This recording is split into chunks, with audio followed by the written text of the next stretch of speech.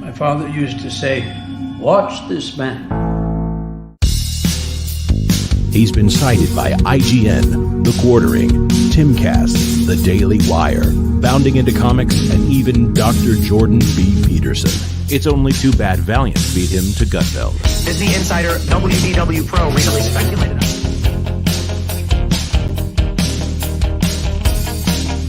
Time and time again, he's broken big entertainment news live on the air. I've been following WDW Pro and his track record for years. If you want to find out what's on the horizon for theme parks, Pro is where you go. There he goes again. Honey Badger gonna do what Honey Badger gonna do. Scooping and scooping and scooping.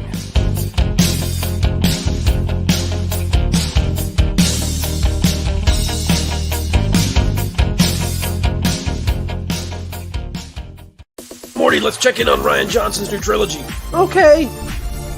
I bypassed the compressor. What did you do, Ray? Donovan, that's gonna leave a mark. Now, he was okay, after 6-7 weeks. Okay? They get over it. Kids are resilient like that.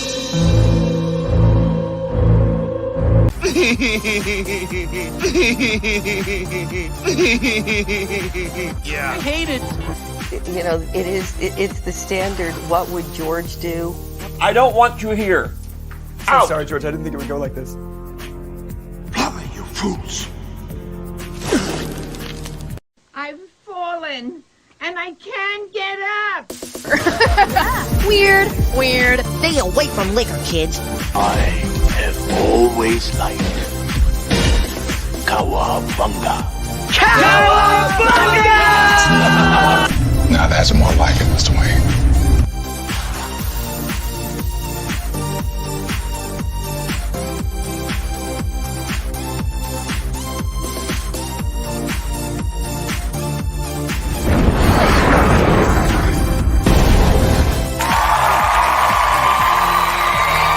It's about how hard you can get hit and keep moving forward. How much you can take and keep moving forward. The Force will be with you, always. That's how winning is done. I am vengeance. I am the night. That's what she said. I am Batman. If I won tonight, I would come home and we'd celebrate. Well, I'm coming home, we're celebrating. God bless you all. Watch your habits, for they become your character. And watch your character, for it becomes your destiny. What we think, we become.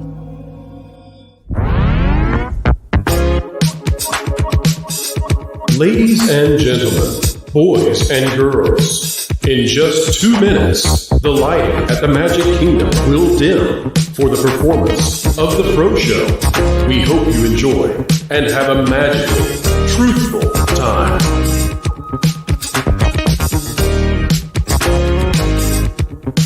For the safety of others, please, no flash photography.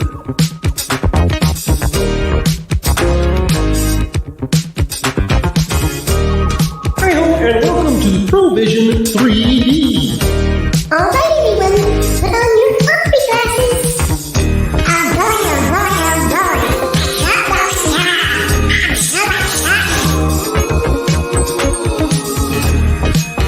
Keep learning, keep growing, and keep having fun.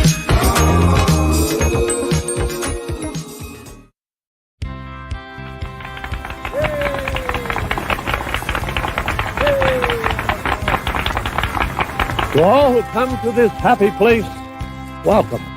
You know that you've been taught the golden rule, do unto others as you'd have them do unto you. Yes, Paul. Autobots, roll out. I'm bringing the party to you. If somebody's going to try to blackmail me with advertising, blackmail me with money? Fortune and glory, kid. Fortune and glory. We're gonna do it!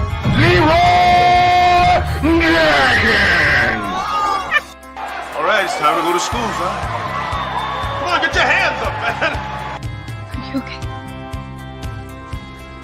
They'll never take of freedom!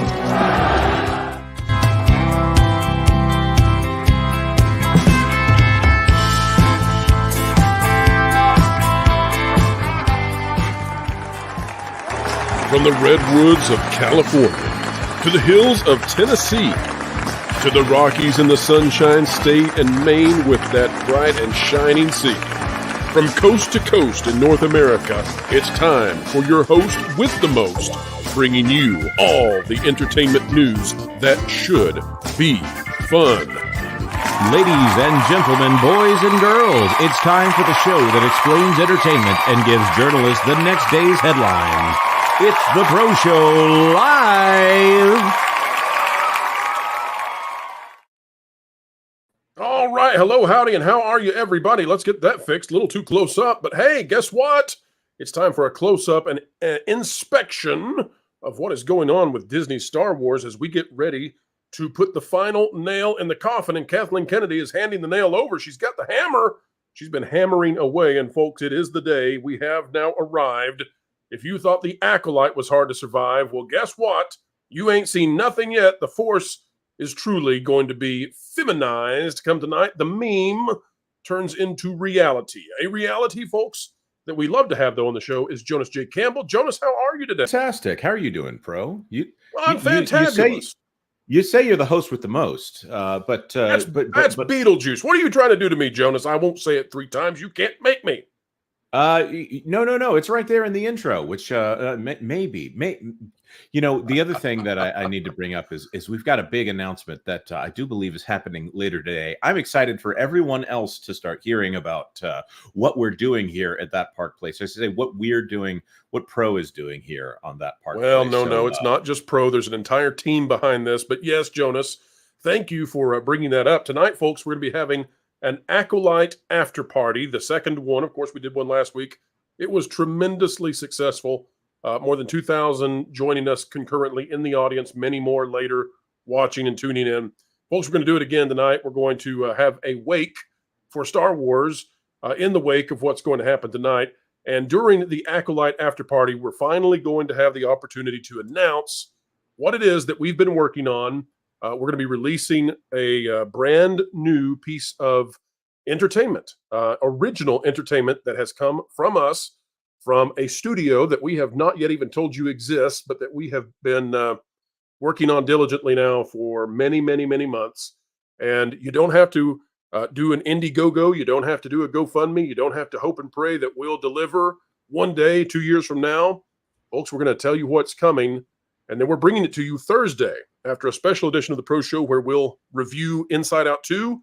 We're going to bring you that brand new piece of entertainment. Many, many, many hours of entertainment. And folks, we're going to give it to you for free. And it's all brand new. We're going from being just critical to creative. And we're excited to do so. Now, Jonas, before we bring on our panel and get started with Super Chats and then hit these highlights, or shall we say lowlights of Disney, I do want to take a moment, folks. Many of you out there are aware, and if you're not, we'll bring you into knowledge now, of the fact that one of our panelists from the past that we love having on has had a major medical incident, and that, of course, is Clobby, or you might know him from his channel, Clobberin' Times. And we just want to offer our thoughts, prayers, well wishes to Clobby and to his family. We're pulling for a speedy recovery. We're hoping for the very, very best. Clobby is one of my absolute favorite people on YouTube, and I mean that, and I've said it when he's been on. Didn't lose that opportunity to say it to him. But Clobby, you know, he always shines a light on the comic industry. He's a former owner of a comic book store, and he's kind of like one of those car guys where maybe you don't love cars, but you talk to somebody who does love cars, and you can't help but be just inspired by them. And that's what Clobby does for comic books and for the golden age of what comics were. And so to everybody who knows and loves Clobby, we're right there with you. We're hoping Clobby is going to be okay. All right. Well, Jonas, it's time to bring on a fantastic panel and get a fantastic show underway. Are you ready, sir? I am ready. First of all, we need to invite back from his Alaskan vacation a man who there are no flies and there are no half-mile walks unless he wants them on his cruises here. Let's bring him in, Mr. Culture Casino. Glad to have you. Well, thanks for having me. I'm glad to be back. This is my first studio appearance on somebody's panel since I've returned. So thanks for having me. Appreciate it. What an honor. So glad you're here. Now, Pro might be described as the host with the most, but he's nothing compared to LW Ghost. Oh, well played. Welcome aboard, LW. He'll be back in a few. Also, we want to invite onto the channel somebody who knows everything about what is going on there in Orlando. She is, as I like to refer to her, the queen of Florida, Miss Lorena Creole. Hello, everyone. Hello, Lorena. Happy to have you. Boy, do we have lots to talk about in terms of Disney parks today. Oh, yes. And finally, joining us over there from Midnight's Edge, you could almost describe that as a place, Midnight's Edge. It is, of course, a channel that has been breaking down the woke nonsense that has been going on in culture for so long. The man who paved the way for all of us, he's also wearing a crown, the great Nordic Mr. Andre Einerhar. Well, thanks for that fantastic intro. Glad to be here. Hey, Andre. You've got to stop eating that bluebonnet margarine before you come on. It affects your appearance. And by the way, I will say everything's better with Andre in it. So that's right. That's right. But Andre, I do want to say when we make this big announcement tonight about what it is we're bringing with the new company and with the new studio and with the new original entertainment, you don't know this yet. I don't. You're learning about it with the audience, but Andre, we have a reference to Midnight's Edge, a positive reference made by a character. So it's going to be a lot of fun for folks to find that little Easter egg when it happens. So we're excited about that. Andre, welcome back to the show. It's been too long, my friend. Yes, agreed. I'm glad to be here back again. It's been way too long, and glad to be here. That's right. It's going to be fun. And folks, for those of you out there who might not have yet discovered Midnight's Edge, maybe you learned about me through Valiant Renegade or through the Disney Parks discourse. Folks, I'm here to tell you Midnight's Edge was a trailblazing station and is right here on YouTube. If you have not yet subscribed to Midnight's Edge, they really made it possible for everything that so many other channels do. And so we always owe a debt of gratitude to Andre and the amazing things that he made possible for so many. Jonas, let's go ahead and bring up those super chats, and then we will get right to the Acolyte, folks. That's the story coming up. But my, oh my, it is a disastrous day for Disney, and we're not even to episode 3 yet. Good Lord, the stories we have. You thought we were negative before. You've seen nothing yet. I will say, though, before we get the super chats, folks, we do have a positive story about Disney, and it's a wonderful positive story about Disney. It is one, though, and it's going to remind you what this company once was, what it could be. But unfortunately, we've got a whole bunch of stuff that's negative about Disney. Usually we cover other Hollywood stuff. It's just Disney today. It's just Disney. They filled the pages with negativity. And in light of that, as a positive, can I send a sincere, personal, heartfelt message out to Bob Iger today? Is that all right? You may, absolutely. Bob, look at it this way. It could be worse. Your first name could be Hunter. All right. It's as close to politics as we get, but I think it's apropos. No closer. Should I just say one thing about that? Oh no! Here we go. Take it, Andre. If his name was Hunter, he may have had more support than he does right now. All right. Some girl became a YouTube member at the potential level. Welcome.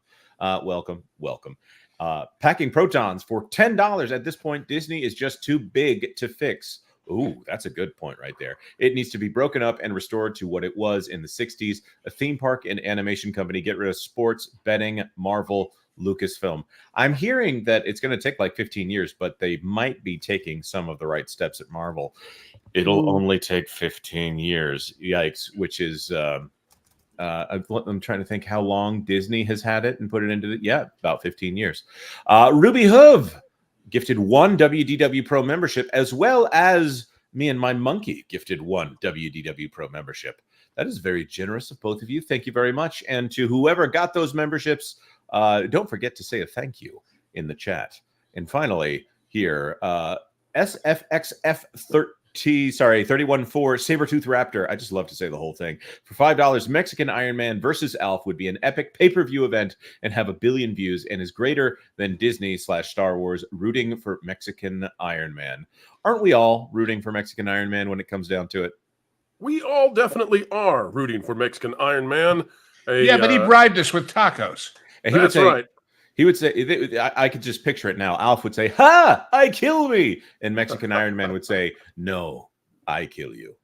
WDW Pro also gifted 5 WDW Pro memberships. That's right, folks. That's a way of saying thank you. We are 15 minutes into the show, just getting started. And I just want to say to those of you who are here already, thank you so much. So only 5 gifted. I apologize. I'd love to gift 500 to all of you, but we must continue on. And hopefully we'll get some more helpers out there to turn the chat green. And Metal Doom, member for 6 says, "Are we blind? Deploy the likes." That's right, folks, because you are. 1.21 gigawatts! 1.20! And folks, don't forget, based on how much stuff is going to be coming out this week, there are going to be all kinds of member perks and opportunities, including Genre Guys releasing tomorrow. But you do not want to miss out. We're going to have some stuff with the Acolyte after party this evening. And we may even have some bonuses for members in regards to that brand new media thing that we're putting out that we'll announce tonight. So hang tight, folks. But first, before we do any of that, before we get to any of it at all, we've got to hit the Acolyte, something that audiences are definitely not doing. Folks, take a look at this. This is out of thatparkplace.com. If you're not yet bookmarked the website, well, you should be. It's by John Trent. It says, confirmed the Acolyte performs worse than Ahsoka. Global minutes viewed less than Ahsoka's U.S. premiere viewership. Now, folks, we talked about this this morning in the video, but there's an additional angle to take on this, and specifically this gentleman over here who holds the top ad on the website, Valiant Renegade. He made a point that I did not make, and that's why everybody needs to go check out Valiant's video from this morning. But it's a point that we cannot miss today, and so we want to thank Valiant for doing this. But he has brought to our knowledge that when it comes to the Acolyte, this thing has something like 1/5 of the viewership of House of the Dragon. And so I just want to start there and just get everybody's thoughts on this. And in particular, there's sort of a meta-analysis that needs to happen as well. And that meta-analysis, and Culture, we'll start with you because you're at the top of the totem pole today, then we'll go to Lorena. But Culture, starting off with you, Disney for a very long time has had carte blanche when it comes to gaslighting the audience, the viewers, the investors. They get to say basically whatever they want. This is really something to see. Before we even get to the second episode, the mainstream media is now confirming what we've all been saying, which was we looked at the numbers. We said there's no way that this viewership is good. We looked at the actual data and we came away with this statement that, guys, these numbers actually are not positive whatsoever, despite what the headlines are blaring. Culture, what do you make of this world we live in now, where it's no longer The Last Jedi, where people were looking for a voice to tell the truth after The Last Jedi came out, and that built many channels. Today, we live in a world where before we could even get to the second episode, Disney's being called out for this total disaster. What do you make of it, Culture? Well, I think it speaks to the issue that we've all been talking about since The Last Jedi, the complete collapse of the ability to tell stories without inserting a bunch of politics into it. When you already know, because they've already told you what to expect in a show as far as the political, messaging and everything else that comes along with something, you're already turning off people. And I think one of the most important elements that Valiant even admits he left out of his video was that technically, if you include, the international audience for House of Dragon, that this show really had 1/10 the viewership of House of the Dragon premiere. So I thought that was an interesting thing that he accidentally cut from his videos. So if you're not following him on Twitter, you missed that little nuance as well. Well, fantastic, because I did not know that, Culture. You're updating me. I was doing show prep. So say that again for the audience so they can hear that, because that's an update from the video he put out earlier. He's done a great job, by the way, the last 2 days. What was it, Culture? He said specifically in his Twitter release that he accidentally left something on the cutting room floor when he put his video together, saying that when you include the international numbers of House of the Dragon, not just those born here in the United States, which is what we've been talking about. Disney Plus, of course, counts all their numbers. Then the House of the Dragon Disney's latest series only had 1/10 the viewership of the premiere episode of this latest show, this latest, what do you call it, the Acolyte thing. So yeah, whatever it is. But I think it, like I said, I mean, to return to the original question, I think it just speaks volumes to just the complete apathy that the audience has, which, as we've discussed here before in other places, is something that you don't want to have exist in a franchise. You don't want your audience to be apathetic towards it. And I think that these numbers, which we still are doubting, are accurate, are not going to bear out when we get external measurement tools like Nielsen and others. In fact, I think you made a video today, Pro, that there's a decent chance that that this will fall out of the Disney Plus will fall out of the top 5 streaming services. Well, I mean, everything is indicating that it's going to. Tubi is within 0.1% of overtaking Disney Plus. Tubi has been rising. By the way, Tubi comes with a price tag for Fox Corp of about $400 million.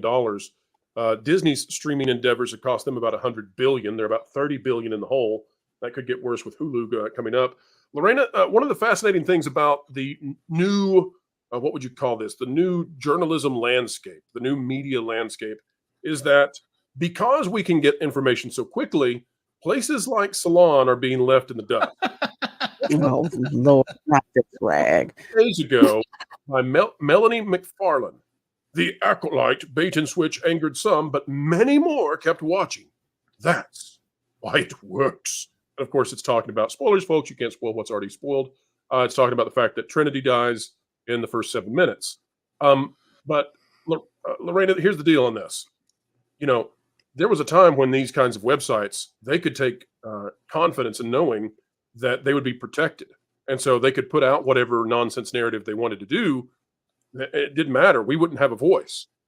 Now I think pressure from channels such as ours, Midnight's Edge, Valiant Renegade, Culture Casino, yours, it's putting pressure on the mainstream where they can't do this anymore. And now it's putting authors such as on Salon in a really hard place. We'll talk about this more with Disney Parks. Lorena, what's your take on the current landscape of media? I think it's extremely interesting and very beneficial that the barrier to entry of controlling information has been ripped down, especially when it comes to independent journalism, or like Andrew Breitbart would say, citizen journalism. So long as you have a camera, internet access, a phone, whatever, you are an independent voice and you're not beholden to the media. So when that message was controlled by the gatekeepers, and you all know who you are out there, to craft the narrative, that's all people thought is what they could get. But then when you get these independent voices like this channel, like Midnight's Edge, like Cultures, and so many others, people are kind of like, these are people like me, saying this kind of stuff. And they're not only actively contradicting what the mainstream is going to tell you, but the mainstream is actually concerned about it, which is why they fight so hard against it. And since the age of cancellation is over, it pretty much is over. And all of that venture capital is like, screw that. We're not giving you any more money. Now they're left out there. And it's like the death throes that's going on with them. They know that they're losing. They know that people will go and watch someone on YouTube, not for nothing, but this is kind of the stereotype, someone on YouTube on their couch ranting about what they don't like or do like. And people Lorena, don't you make there. Jonas feel uncomfortable about his couch situation. That's cruel, Lorena. It's cruel, I tell you. I like my couch. All right, bottom row, you're not. Your couch likes you, Jonas. Honest, it does. It was telling me so just the other day. Better. It cost enough. Anyway. Now show me where the couch hurt you. The lower is it back. the married with children couch? Because that couch is cool. Well, bottom row, I know you guys have plenty to say, and you're not bottom in terms of importance. Hop in here. What do you guys make of this situation where before we even get to the second episode, the Disney narrative has been destroyed? Well, first of all, everything Lorena said times 12 about citizen journalism and the fact that everybody's got a camera on their hip. There were events, political events, that we never would have known happened that got seen because somebody was there with their phone to take a picture of it and changed events. So that's one part of it. But the second part is how we keep score has changed. Used to be box office was pretty simple. You spent X, you took in Y, you figured out the ratio as far as ad pub versus production, all that, and you had a number. But when the number is not butts in seats that you can count because they paid for each seat, but butts in something called memberships, that gets to be a different scorecard altogether when you spend this kind of money. And here's what it's done. Ahsoka came out at a time when people were really starting to wake up to this and really getting upset with what's happening with Star Wars. And a lot of people who were subscribers, because they were already falling off, well, I'll give them this last chance. I'll watch that and see if it's any good. And when they got mad because it wasn't, they didn't just get mad and go to the set and turn to another channel. They got mad and turned off the whole darn subscription.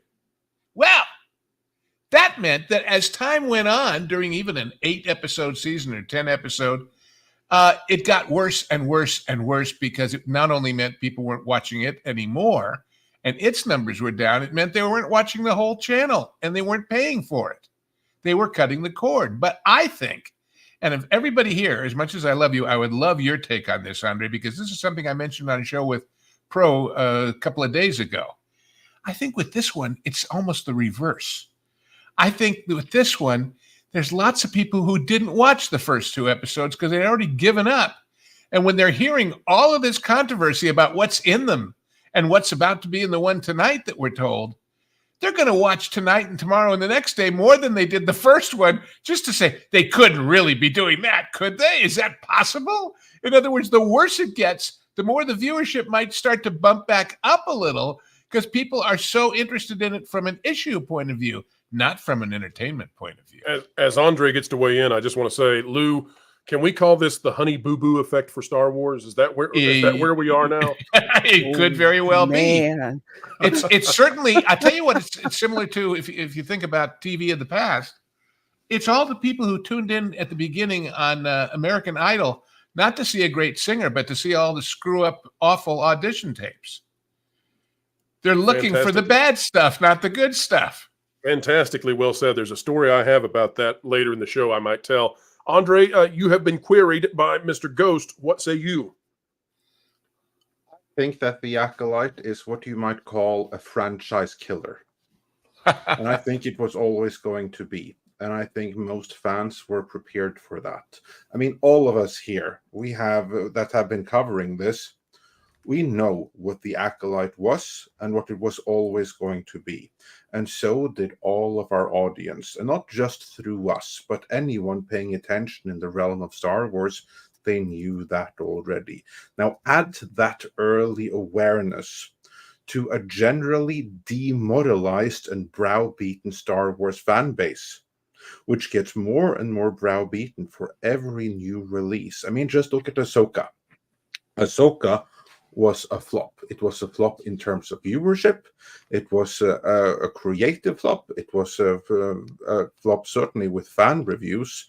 It was a flop in how many actually saw it through the end. And that was Ahsoka. Ahsoka was a popular character from the animated series, brought in a whole new generation of fans. Where were those? Ahsoka was the series that ruined Thrawn. That thing, it did exactly what the Obi-Wan Kenobi series did before. It killed hype. Obi-Wan, that was kind of like their big opportunity to bring fans back again, and they blew it completely. Because again, it was another example of the wrong series. Now, this thing here, The Acolyte, it has nothing going for it. Absolutely nothing. If you are a Star Wars fan and you see the trailer for this, what is it here for you? There's absolutely nothing. It's a showcase in everything that unfortunately has been made a stereotype for bad entertainment that no one wants. Literally everything is personified in this series. I mean, and what was really damaging is the South Park episode, you know, the one with the meme. Put a chick in it, make her gay. What's the selling point of this? Well, there's a chick in it and she's gay. Oh, and there's more than one. So this is basically lesbian Force witches in space. That's making butt baby evil twins. Yeah. You know something about episode 3? I don't, but yeah, that sounds perfect. So we are now also dealing with butt babies. Fantastic. Get better and better. They make Jabba look good, Andre. They make Jabba look good. This is kind of like the point that this series right here, it's a franchise killer. Now, it wouldn't have been if everything else was okay. If all the other series had been fine, and this was, you know how we already have a Star Wars holiday special? And this was the Pride special of Star Wars. If that's all this was, it would have been fine. It wouldn't have mattered. Okay, fine. Here is something that we do for the quota. Some little thing that doesn't really matter for the bigger thing. But no, this is kind of like given the importance of a new movie almost in terms of how it is being addressed and how it's even allegedly changing or retroactively changing all of Star Wars. And when the franchise has been as damaged as it is already, then the Acolyte is a franchise killer. And I don't know that it's going to be very difficult for the Star Wars franchise to make any kind of a comeback after this. Because when you just go through beat for beat everything that happens in it, I mean, I don't know that the people at Babylon B could have done a better job doing a woke parody of Star Wars than what we have here. I'm serious. I mean, just look at in episode 2, where we basically see like the first white person in the show, and as the critical drinker pointed out in his review, I really thought about it. It was like, white man, you hurt my feelings. Like I'm victimized by you. Go kill yourself. That's kind of like the subtext that was there. Andre, there are only 2 white dudes in the first 2 episodes. One is a crazy convict, and the other is a guy who's so riddled with guilt that he decides to drink the poison apple green goo and self-delete. So, Andre, I want to ask you something, though, because you are uniquely qualified to answer this. Midnight's Edge has been covering the downfall of Star Wars ever since The Last Jedi. I remember tuning into Midnight's Edge to hear about what was going on with The Last Jedi and with the backlash. Have we finally reached the end of this? Is this the culmination of all of it? And specifically, as you answer this, Andre, because looking back over the last nearly decade of Kathleen Kennedy, this is a train wreck where people feel like the voices and ideals and ideas of a Leslie Headland are promoted, and the ideals and ideas of a Gina Carano are slammed. And I think the vast majority of the audience feels like they can identify with Gina Carano, and they have nothing in common with Harvey Weinstein's former personal assistant. I agree completely with that. I mean, you just have to look at the values on display here. They are not representative of anything other than but the smallest of minorities. These are not mainstream views in any way, shape, or form. This is kind of like what I'm saying, that this would have been okay for a Pride special, but the kind of views which are presented here are something that maybe a single digit of the worldwide population in terms of percentage can identify with. If you think that this thing isn't appealing in the US, this thing has no appeal anywhere, in anything. Well, one of the most humorous polls we've done in a while, which is worse, audience, almost 300 votes in on this one. 56% say The Acolyte is the worst thing they've seen so far. 33% say The Last Jedi, and only 10% say poor little Honey Boo Boo back from the mid-2000s was worse than these. So that's where you are, Star Wars. That's where you are, Kathleen Kennedy. Kathleen Kennedy, you are riding below Honey Boo Boo. Let's carry it just one little step further before we go on. This is, I would suggest, not about the particular sexual politics of this show. And let me tell you why I say that. You know, what you just said, Andre, if it was a special. In TV, for forever, all the years I made 500 television shows, you always had the tonight, a very special episode of, when a comedy would do a serious story, maybe even about homosexuality. It's not that, although that certainly is why there's so little interest, as you said, especially worldwide. It's that it's not a trigger warning message at the beginning. It's not, this is a very special. it's the sneering pride, literally pride of it. It's the attitude of, we're going to put this in you, and if you don't like it, you should. And it's your problem, not our problem. People don't watch entertainment to be lectured to. They just don't. I don't care what it's in favor of. If you did the same thing and made it all about something that everybody agreed with, but hit you over the head with it the way these things do, in a context of something that makes no basic drama sense, that simple questions like, how come if they're twins and they haven't seen each other in however many years, they've got the same haircut? Little dumb stuff, normal everyday stuff that they don't care about because all they care about is the message. That's what really, it's the palpable contempt for the audience that turns us off. Obviously, Rick James is very popular in a galaxy far away. And don't forget, Jonas, that Jedi and Jedi adjacent can take a lightsaber to the abdomen and be just fine. But gosh darn it, you give them a butter knife to the boob and they're down for the count.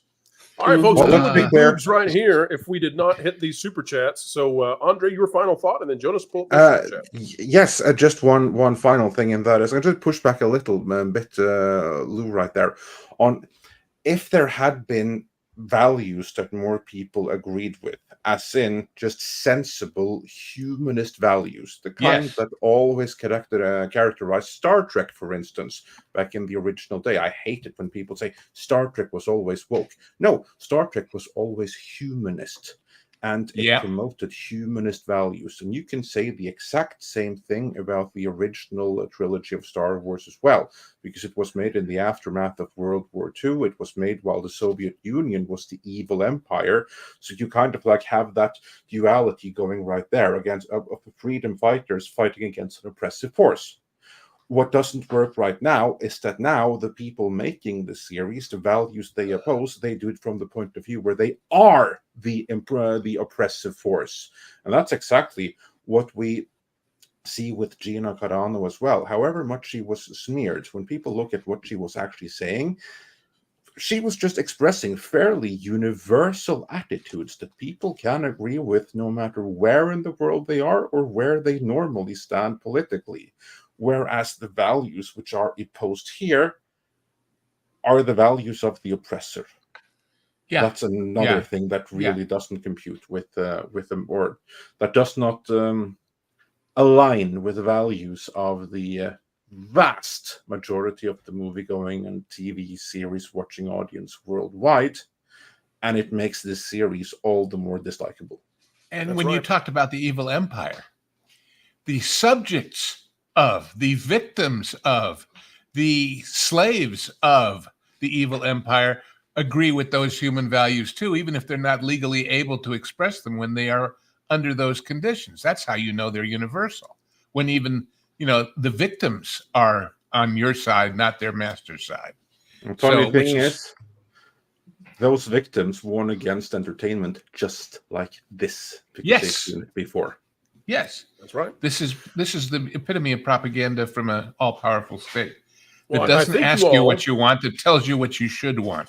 I think you all are perfectly segueing into our next topic. Folks, can't tell you what it is just yet. It's Disney related. It's disastrous. It's brand new.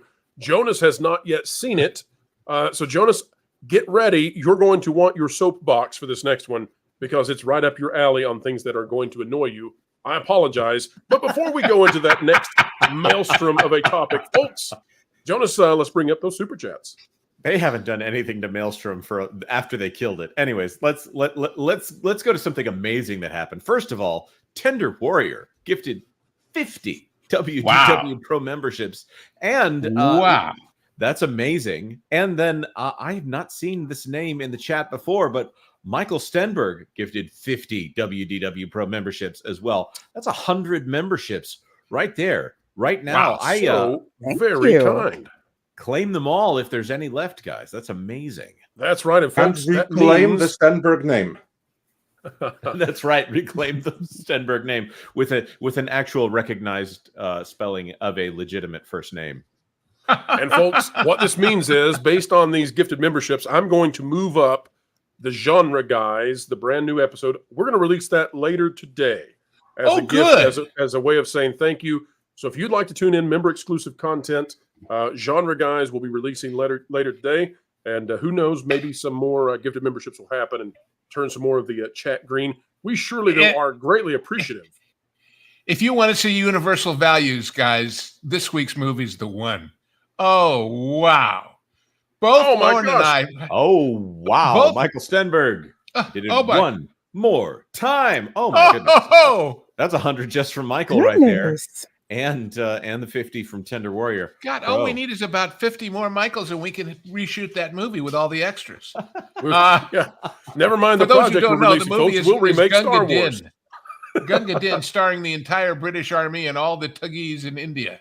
So right.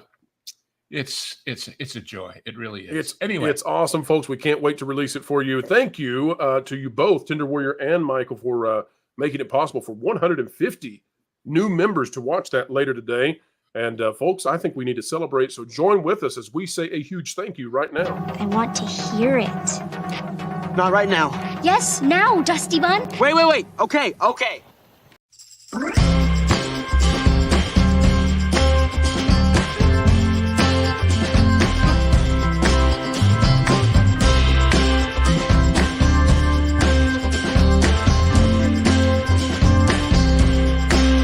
Perfect. Amazing. Absolutely amazing. Amazing. Truly amazing. All right, Jonas, let's hit about 5 or 6 super chats. We're going to get to all of them, folks. We won't leave a single super chat behind, but I want to bring up this next piece of news for all of you. Jonas, 5 or 6, and then we'll move on to something that's sure to make you mad. Magister Amaris or Amaris, forgive me, I'm not sure which. For 199, Star Wars is like a bad ex, not even fun to mock. Yeah. I think it's in a pity place now, right? It's a pity place. You watch Star Wars and you go, I feel sorry for all of you. I just feel sorry for everybody involved in this. Right. There's no longer any question about whether or not this is George's vision. It obviously is not, but here we are. Hughes, member for 2. Hail to the panel. Hit like, notify, and share. Yes, absolutely. That really helps us out here if more people are joining the show, which, by the way, we have got 1,500 people watching right now. Amazing. Absolutely amazing. Irate Specialist for $2. Jonas, thanks for Friday. Wilton and all had fun. So I didn't get a chance to watch this clip until maybe I watched it in the middle of the show here just to see what was going on. Apparently, Irate and Wilton played Fortnite and used the sad Obi-Wan Kenobi skin that they have in there from the Kenobi series, and just used audio clips of me in order to interact with me. So pretty funny. Over there on my Twitter, you can go see I retweeted it. Go give Irate Specialist a follow. That was fun. Packing Protons for 5. I put this for tonight's stream, but apropos for here, do you think that Borolite and TBA are so bad they have to be brought into the next investors call?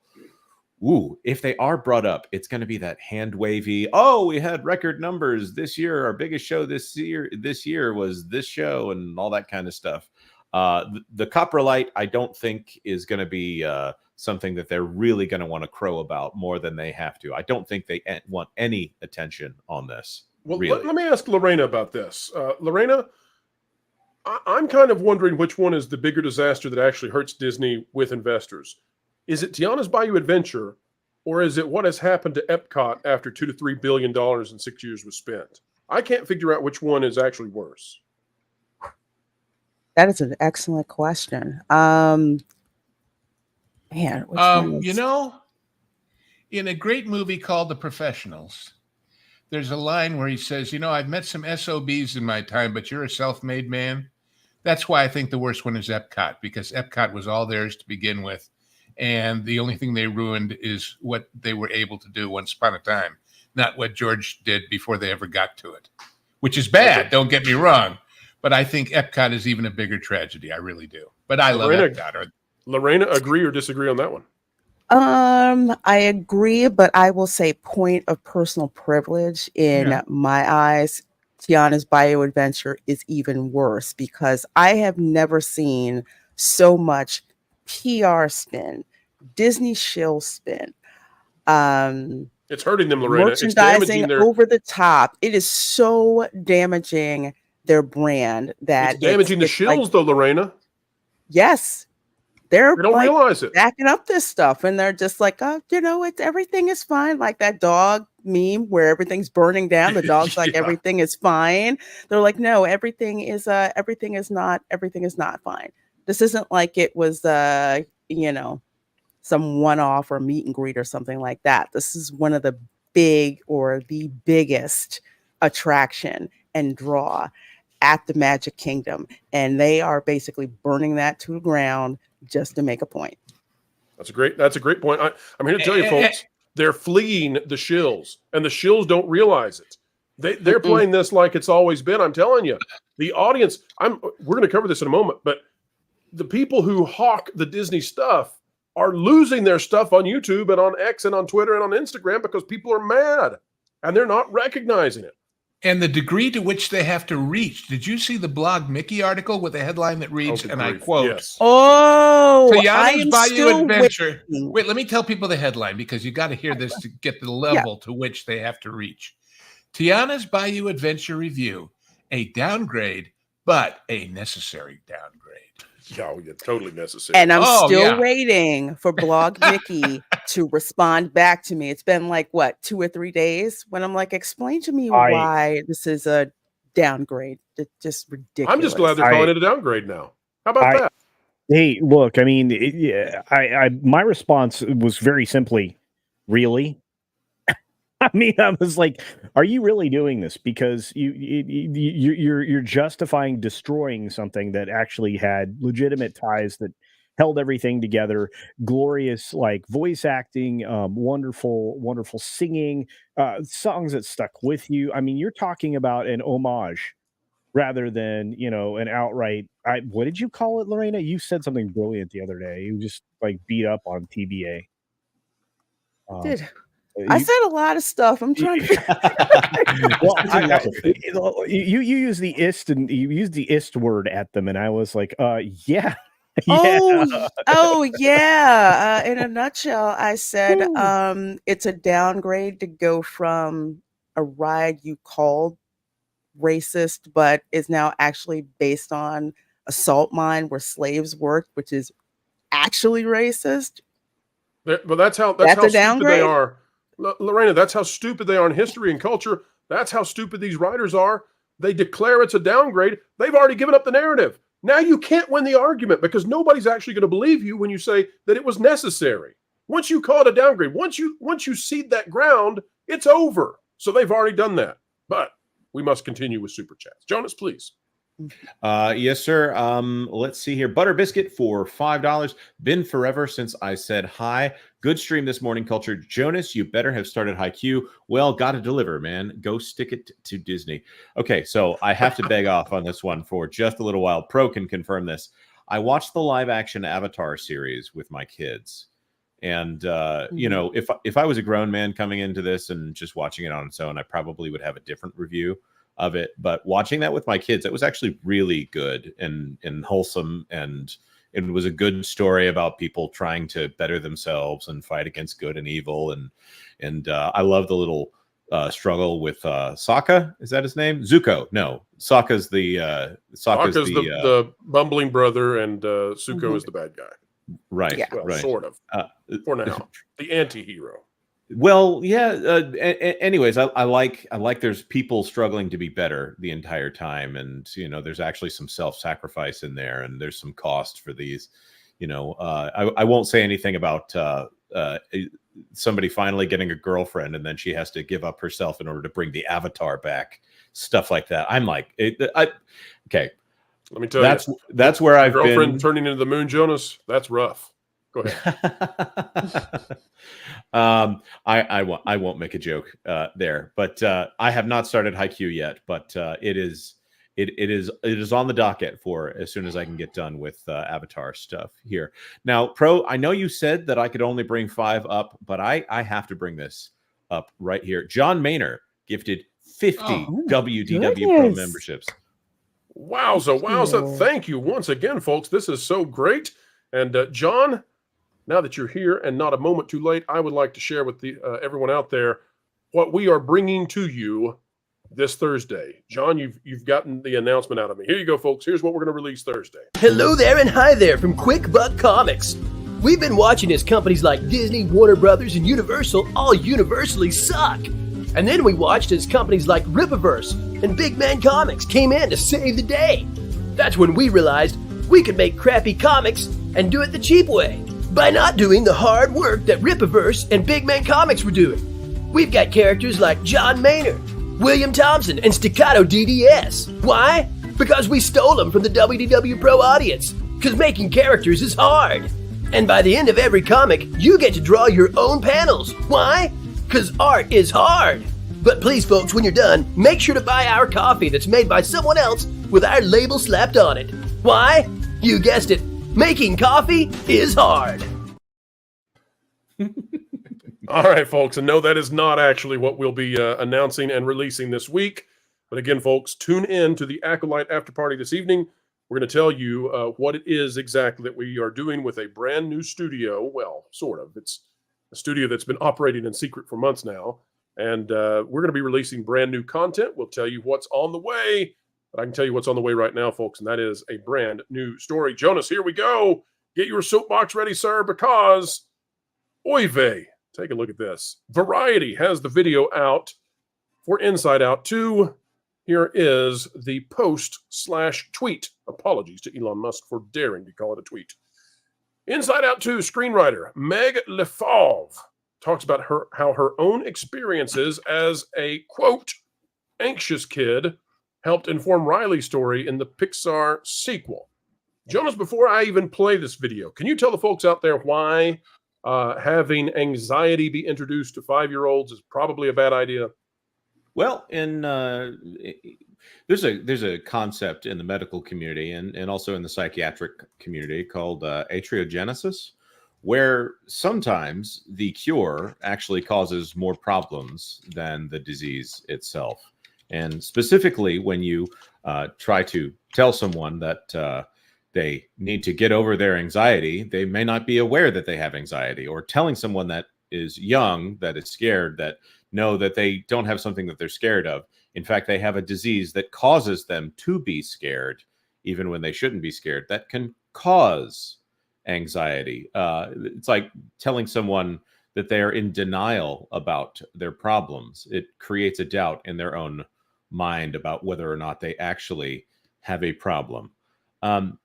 It's irresponsible to do a daily health check-in with a child and say, hey, how are you doing? Are you doing okay? And say it in that concerned way, because then that plants the seed of doubt in a child's mind that maybe they're not supposed to be doing okay.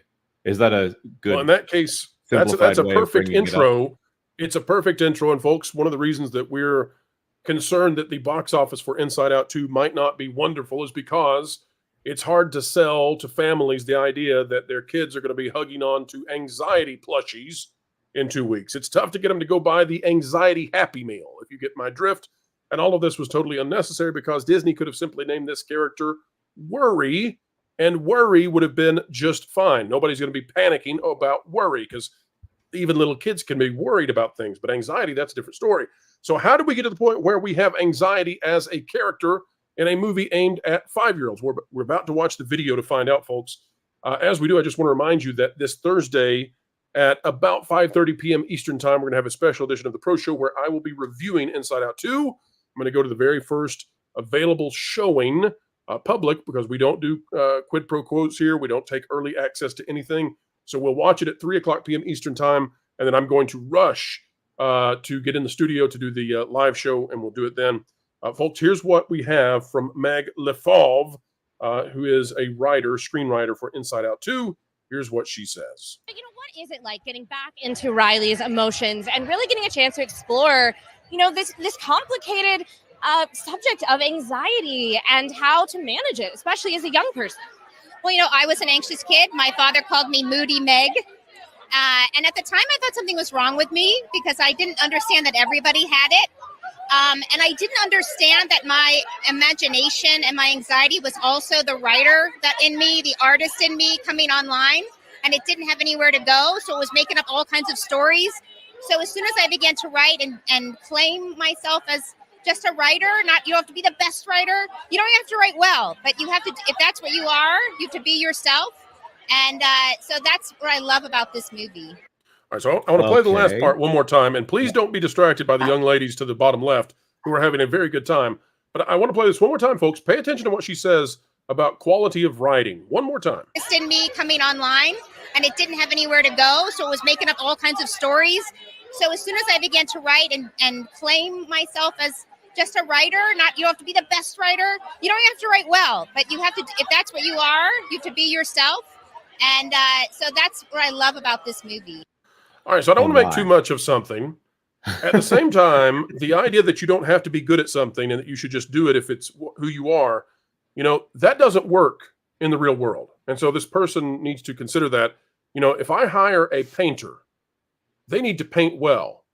If I hire a plumber, they need to plumb well. Yes, we're talking about you out there, Mr. Buttcrack Media. We know you're the best. But this idea that you just do something now, in the beginning, when you're learning to do a trade or you're learning to do something artful, okay. But that's not where you should stay. And I just don't know what to make. Am I making too much out of this, folks, or is this a little bit surprising? No, or anti-surprising coming from Disney? No, this is BS. And I want to say part of it is a consequence of being in the Hollywood bubble, so to speak, where you have people saying, oh, yeah, it's really good, even though behind your back, they're like, it's crap, but so-and-so likes them. So just go with it. Just let it go. I think it's so insulting, especially to the public who you want to consume your product, to actually say, it doesn't matter if I write good or whatever. It's just what I feel I want to do. I mean, how insulting is that? To expect people to do something like that. No, it's a great question. It breeds more of the same, because you said those people that say, well, it's really crap, but she sold it, so are saying, well, if that's what they want, maybe I should give them more of that instead of what I know is good. And it degrades the entire exercise across the board because it changes the standards of what's good and what's bad and what sells and what doesn't. Mm-hmm. Well, Lou, when you were working all the time in Hollywood, was that ever a mantra that was accepted on any of the sets that you worked upon? That if you're not good at something, just keep doing it? No. If you're not good, the mantra was, if you're not good at something, have negatives of the guy in charge's relatives doing things. But that'll show you how old I am. We actually had negatives. But anyway, no, this idea that, well, whatever I do must be wonderful because I did it, because I get a participation trophy, because everybody's wonderful. I'm wonderful, you're wonderful, but I got the gig. Ha ha. Come on. It's not a symptom of quote unquote Hollywood. It's a symptom of our highly technical term here, verkackte world that we live in. And YouTube can look that one up. But anyway. Well, I think it's yet another stab against meritocracy. And I think these people are speaking out of their own way that they view the entire world. And they live in such a way that they have all the best amenities.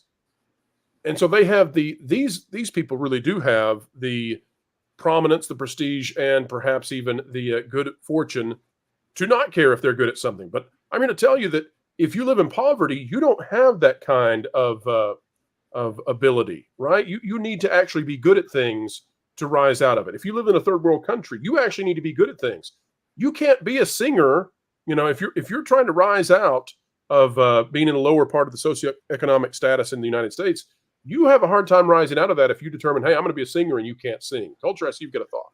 Well, no, I just think you guys are talking about the magical word, privilege. And I think that we're outlining the people who have it, who are also happen to be inside the industry. One of the actresses that's going to be in an upcoming, Alien TV show, something that we'll talk about today later on the HCast. She has privilege. Her dad was an actor on Friday Night Lights. Wait, Culture. You're confusing me. Hang on. Culture, you're telling me that a woman is privileged. Well, Yeah, Hang on. indeed. All right. Yeah, You continue on. I'm going back to my gender well, studies textbook because it says that's impossible. Well, I mean, look, I mean, we actually, Lorraine and I talk about this too, about Nepo babies and stuff like that. The nepotism in Hollywood and any other industry, by the way, not just Hollywood, but entertainment's things we talk about. Even what's her name? Christine Ritter. She talked about this very recently about her only getting or landing initial roles because of who her father was. This is not something that's new. And if you ask Lou Wasserman's Ghost, this is also how casting was handled way back in the day. It's the way the industry operates. So if you want to evenly say something is something, I would say that privilege exists in the Nepo babies. That's a form of privilege. And boy, they need to be checked on their privilege, right? Because that's what they would do.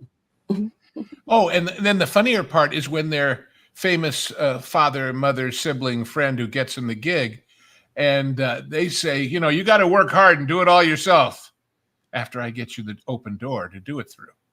After, they act like they're being real tough love parents by saying, well, I only got her 6 interviews with the head of the studio. I didn't get her 10. I'm a good father, honest.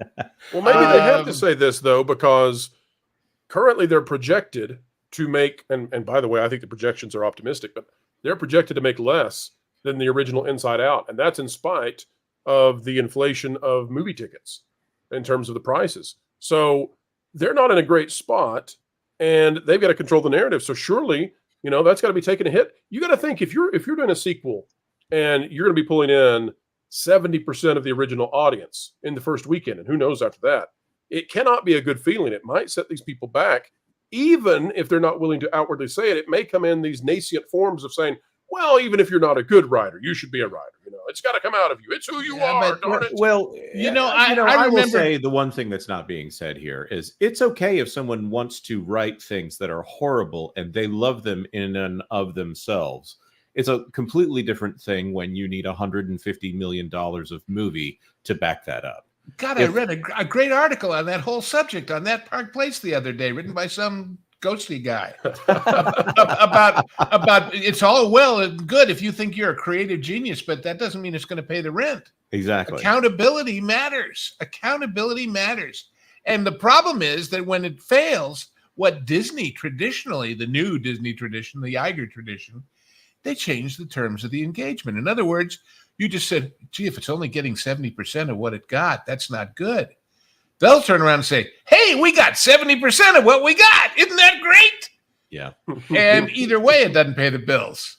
I'm just the only thing I'll say as a button on all of this, for me at least, is if you've got some 9-year-old that wants to write He-Man fan fiction or whatever, that's fine. Exercise your anxiety. I don't think that's anxiety, by the way.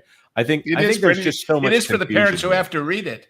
No, the thing that slipped by that I really want to, that gets in my craw, and I think Pro, that it bothers me to hear somebody say everyone has anxiety, and her anxiety was her inability to write, and she couldn't identify that it was her inability to write and get things done and have a creative outlet.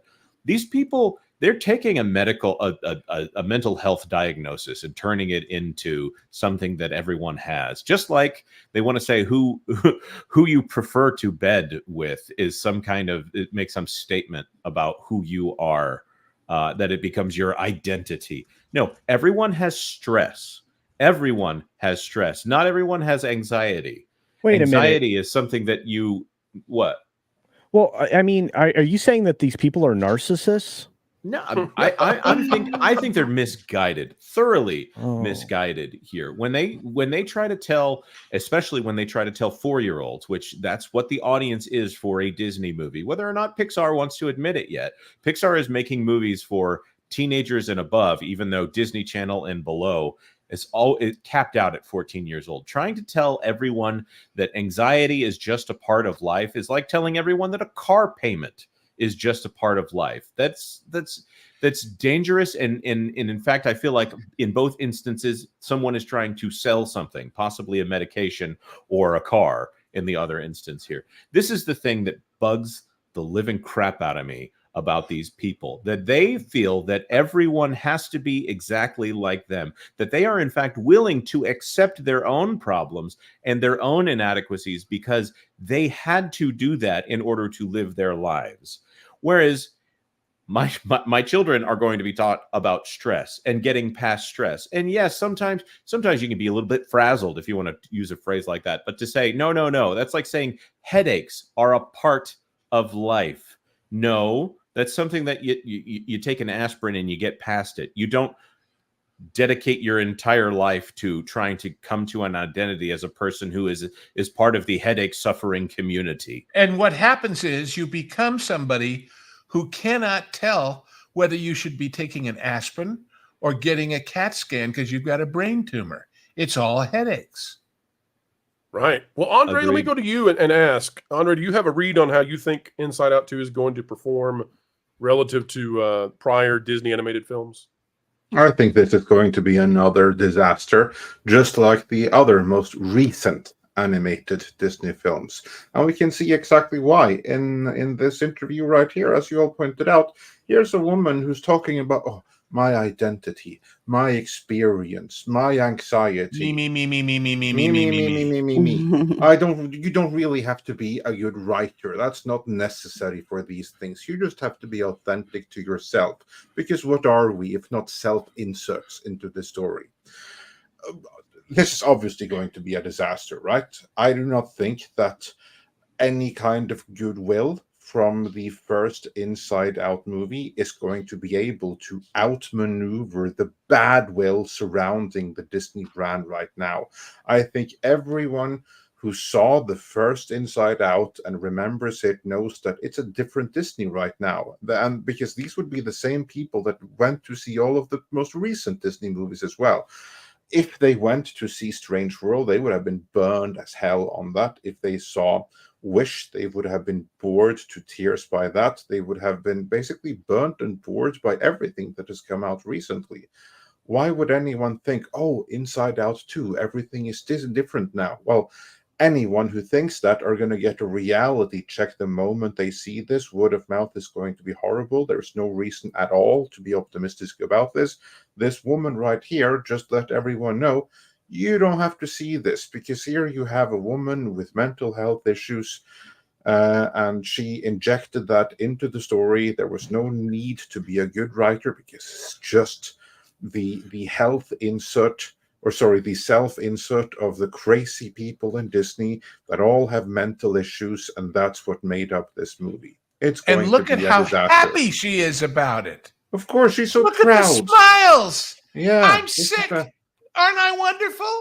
And I got Disney to pay the $400 million. You have to understand though. You have to understand though that she comes from a bubble where apparently there's like social credit in how mentally sick you are, and everyone has a therapist, and their therapists have a therapist. They see this as completely normal, and people inside of a bubble don't necessarily realize that they are in a bubble. Of course, for the rest of us on the outside, we can see that they're practically in North Korea on American soil in terms of just how bad bubble dwellers they are. But they don't know that. They don't see it that way. And so they make this kind of stuff that resonates with them, and they have no idea how just unwatchable it is to everyone else because they're in an echo chamber. But somebody on top is supposed to know better and say no. And instead, let's wait by some more money. Well, they fired him, and now he's over at Skydance. I just have to throw this in here. We do need to get to super chats, but I'm going to put a couple of things in here. Professor R2 with a good one. I have clinically diagnosed issues with anxiety. This is not something to be embraced. It is something you learn to process and eliminate. That is 100% correct. Yeah, I'm going to take a wild guess that his or her doctor did not prescribe going to a Disney movie as a cure. I'm just guessing. You understand? I give no medical advice on this channel, ladies and gentlemen. Stories can help us process. I will say stories can help us process things. That is one benefit of stories. But aiming those stories at 4-year-olds, those stories at 4-year-olds is a problem. Glade Riven had a CAT scan once. It was just a sinus infection that was misdiagnosed as depression. Your poor psychiatrist, missed out on a patient there. That's the next emotion in Inside Out 3. Don't forget, you get depression and rage. All right, Jonas, bring up the super chats. We're going to do just 5 of these, folks. We apologize for not doing more. We will get to all super chats. We hate to make you wait, but we do have a panelist who's in a hurry, and there's a story that has to be investigated and responded to by this particular panelist. You'll see why in just a moment. Packing Protons, member for 11. Wilton needs a good twin named Damien, who is secretly a Jonas fan. He would need to, if he was truly the opposite of Wilton, he would also need to have a good sense of humor. They look alike, but you don't know which one is which until it's too late. Like I said, it would be the one that actually tells funny jokes, original jokes. I mean, at least jokes, period. Yeah. John Maynard for 199. I was in the situation that Lou stated with Ahsoka. Yeah. And millions of others, John. And the membership drops prove it. Thank you. Yep. Ken Reinhardt for 2. Trinity lived longer than Police Squad guest star. I think she's going to be back this episode. I get the feeling she's going to be back in this episode in particular. That's not a scoop. That's just a gut feeling. Wait. As a Force Ghost, right? No, I think it's a flashback. It's worse, flashback. Yeah. Yep. Packing Protons for 5. Lou William Hung was at least trying to sing good. Don't insult. Oh yes, absolutely. It's just like this lady's trying to write wonderfully, and Leslie Headland is trying to make a marvelous addition to the Star Wars saga, but that don't make it so. Ritasaurus, member for 8. Star Wars was already a pile of ash before Acolyte. Yeah, it wasn't doing so well. It would be like if Obi-Wan went down right there to the shore of the lava river and just started to kick Anakin there for a little while. Wouldn't really affect anything, just adding more insult to injury. No. It would be like him saying, "Strike me down and I shall rise more powerful than before." He does strike him down. He looks over the body and says, "Or not," and moves. I did do and say horrible, regrettable things. Cimmerian for 199. Ghost nailed it. These people are pure narcissists. Yes, absolutely. Jacob Foxfires for $5. With all the water plumbing issues at Disney, maybe you should do an alternate commercial with Butt Crack Media and it's Disney related. I'm starting to think that it's the ghost of Fountain of Nations just trying to haunt Journey of Water. That's a great point. That is a truly great point. Mm-hmm. But yes, Epcot smells like sewage. We'll talk about it. And Uno Mas super chat right here. Ruby Hood for $2. Oppression is a killer no matter the reason. That's right. Yeah. Absolutely. And Jonas, yo pienso que tenemos uno más de eso. Pull up, please. I think we were gifted something that deserves attention. That's right. Cinquenta from Staccato DDS. Staccato DDS, thank you. I think you get to drink from the fire hose. I want to hear it. Not right now. Yes, now, Dusty Bun. Wait. Okay. Oh, Joel Miller, you just found the marble in the oatmeal. You're a lucky little boy, because you know why? You get to drink from the fire hose! Okay, you ready? Yeah! Open wide! All right. And I hope everybody's just as excited. And thank you, Staccato, again. That is tremendous. The gifted memberships we have received today are just amazing. But yes, folks, you are now looking at the swag that will tag the Disney friendly media to put out whatever message Disney wants. So let's take a look at this. This is from Thrill Geek, and we don't have any problem in the world with Thrill Geek, okay? I have never seen anything from Thrill Geek that I dislike, so I'm not aiming at Thrill Geek. In fact, I want to say this. I am using this tweet from Thrill Geek because we have never had any kind of issue with Thrill Geek, and so I think we're safe to do this. But it says, wow, huge thank you to Walt Disney World for this amazing Tiana's Bayou Adventure goodie bag. We are so excited to ride. Tomorrow we will have a better video of it over on our TikTok. And so this is the bag of goodies that Disney is giving out to all of the media that ride Tiana's early. This entire thing, you don't even see the full contents right here, but the entire thing, it has an estimated worth of $400. So Disney is giving out, according to our sources, an estimated $400 of retail to anyone who will give them a positive review or negative, but, people want the backpack, darn it. They don't want to lose the chance to have this this backpack. And Culture and Lorena, I want to specifically aim at you both. This is amazing to me because what we're watching is we are watching channels that have built up huge audiences, huge numbers of subscribers. Some of these channels have hundreds of thousands and millions of subscribers. And they are selling their soul for continued cupcake access and a $400 media box. So start with Culture, and then Lorena, I want your take. Culture, what do you make of these giant outlets? And again, not talking about Thrill Geek, but giant outlets that are doing whatever they can to get the Disney message out, while at the same time, they are being shouted down by their fans. Well, I think the biggest problem, and this is something that makes you successful or doesn't make you successful, is authenticity. It's why, Lorena climbed over her most recent milestone. She's authentic. She tells the truth when she goes to the theme park. So it's one of the things that I always admire in my friends in this channel, in That Park Place, and everything that we do. It's goal number one, tell the truth first. And these people are happy to put forth, not specifically Thrill Geek, but the large outlets are happy to put forward the message because they get this kind of swag and access and things like that. That's why we've always referred to outlets that are that size as access media, because they get these little gift packages. That bag right there are a lot of women who probably do want that bag, and that's really where the money is. I mean, that they make a lot of money on those bags, the Loungefly bags, the Dooney bags, all the specialty bag designs that come out of there. And if you're willing to sell off your credibility for swag or access to events or whatever, and your audience can see through it, like, when you have the ride collapsing or falling apart, not collapsing, that's a strong and inaccurate word. And when you have the ride shutting down regularly, that all of this is in promotion of. I've never seen a push. They didn't do this for Guardians of the Galaxy Rewind. I don't remember a giant gift box. They're having to push this hard.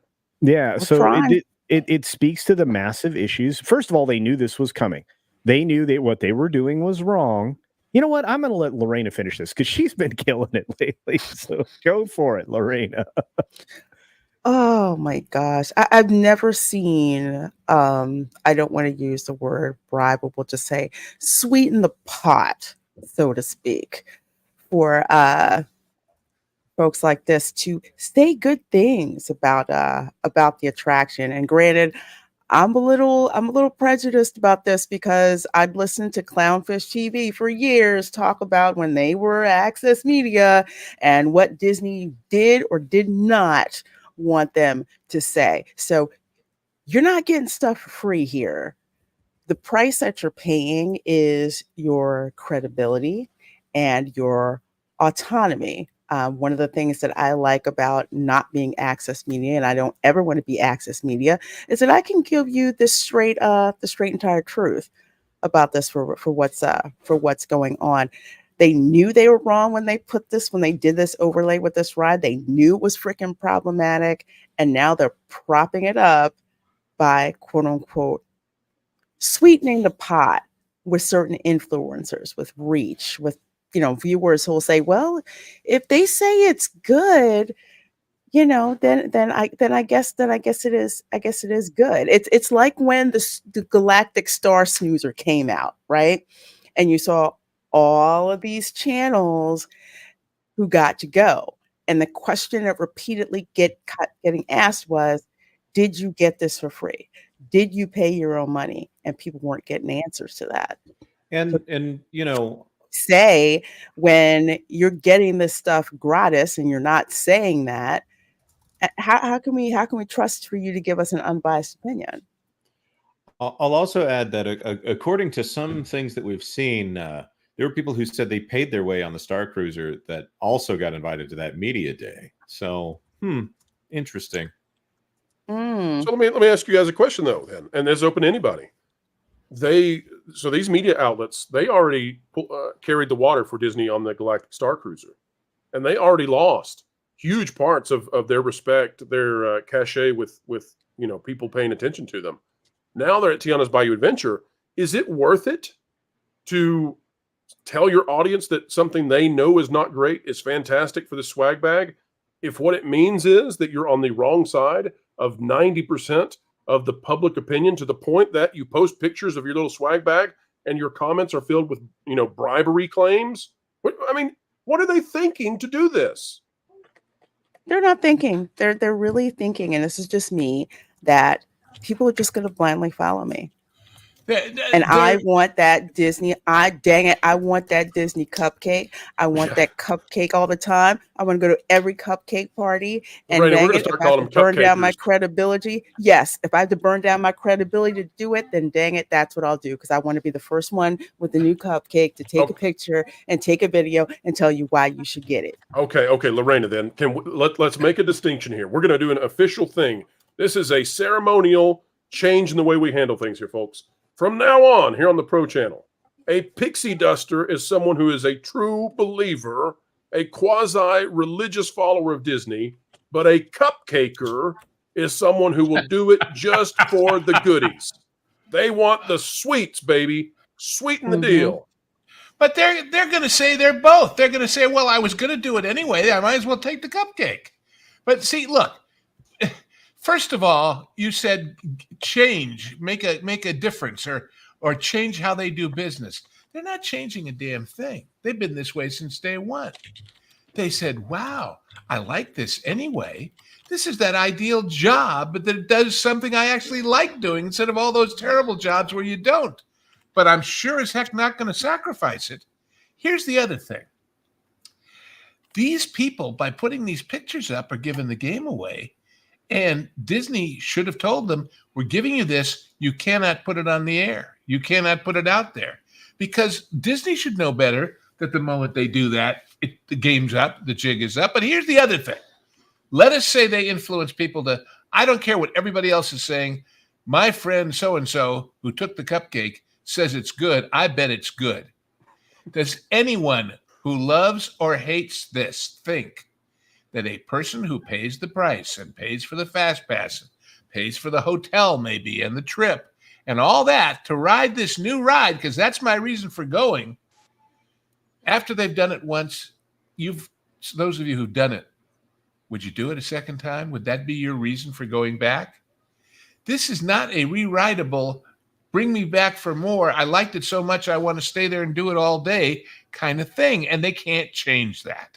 Well, it's worse than that, because as you just pointed out, their content philosophy, even on theme park rides now, doesn't have any staying power because it's so in the moment, right? I mean, it has like the staying power of like a Pop-Tart that's been left on the counter for 2 weeks. It's not going to stick around forever. It's going to be pretty freaking moldy.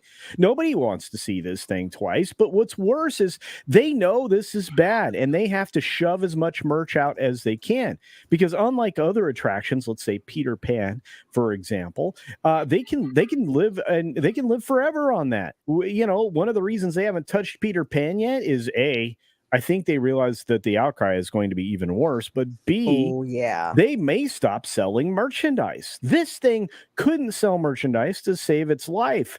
Think about how, not that it was a big seller, but the merchandise that was moving because of Tiana, right? You were moving merch. Is the new, inappropriate pantsuit look for Tiana going to move merch like the dresses did? There's no princess in this. She's not a princess in any way. She's the new neo-Marxist leader, She's what Tony Baxter said.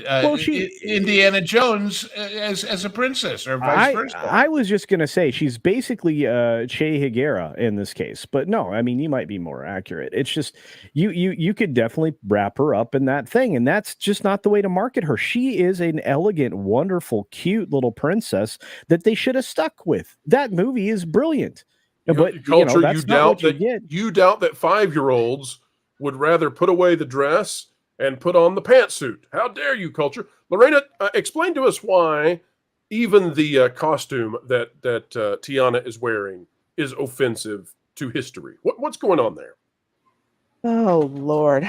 Okay, so to preface this, all right, obviously, I'm Creole.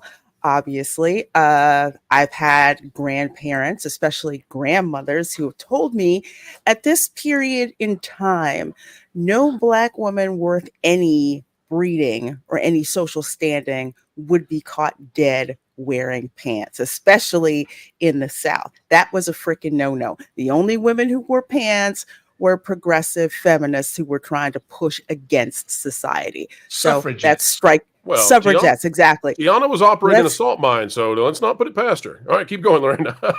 I'm not sure that she actually went into those salt mines. Just I thought that was for the veterans. It's all a co-op. They're all doing it together. Of course, some co-ops are more equal than others.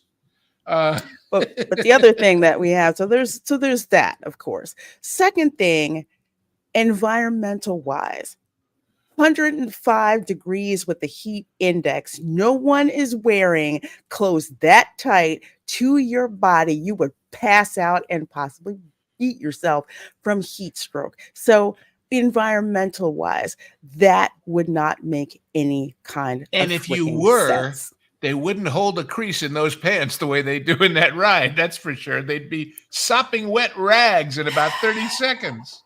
It's just it's just ridiculous. But they didn't want to go with what culturally happened at that point in time. Women had longer dresses with more fabric so you can catch the breeze when it was there. That's how they dress then. I can see little girls kind of liking that. Like, what's Tiana's field outfit? What does she have on while she's going out and getting vegetables and doing whatever. But they didn't want to go with that. They wanted to go with the pants outfit. Why? For the same reason that, your suffragettes did. They want to push against the freaking patriarchy. And I cannot see any little girl wanted, maybe a couple, to just be weird, or that's just what they want to do. But there's no way that Tiana plush in pants is going to outsell the traditional Tiana plush where she has her beautiful dress on. Okay. And let's remember, this is not Barbie. You don't sell 17 different outfits to go with this doll. It's the one it's in that you buy. That's the only one you get. So if you put those, they couldn't even think to put a couple of those side by side in the store as a test and see which one sold. You know what? All that new merchandise, it's not even in the Emporium yet. Well, I do want to share. I mean, maybe they haven't put it there yet, but I haven't seen any. So I do need to point this out. There is an update. They finally are starting to put this stuff in the Emporium. And I just want to point this out for those of you questioning that $400 mark right here. We do have some prices on this. First of all, the Bananas Foster chocolate bars starting at around $9. Cajun Craze Crunch for $10. Restaurant Food Bank don't have anything for that yet, but $15. There's a little zipper bag that I actually, when Vash and I were talking about this, we thought it was a media only item because we thought, how in the world are you going to price this thing? It's not even worth giving to someone. Why would someone pay money for that? Nope, that one's $20. The Tiana plush is $27. The cookbook is $18. The ball cap is $30. Interactive Firefly that they're trying to make into the cute thing around the park. We'll see if that works. $32. Bucket hat, $30. The mouse ears, easily $40. They are $40. I don't know why I'm saying easily.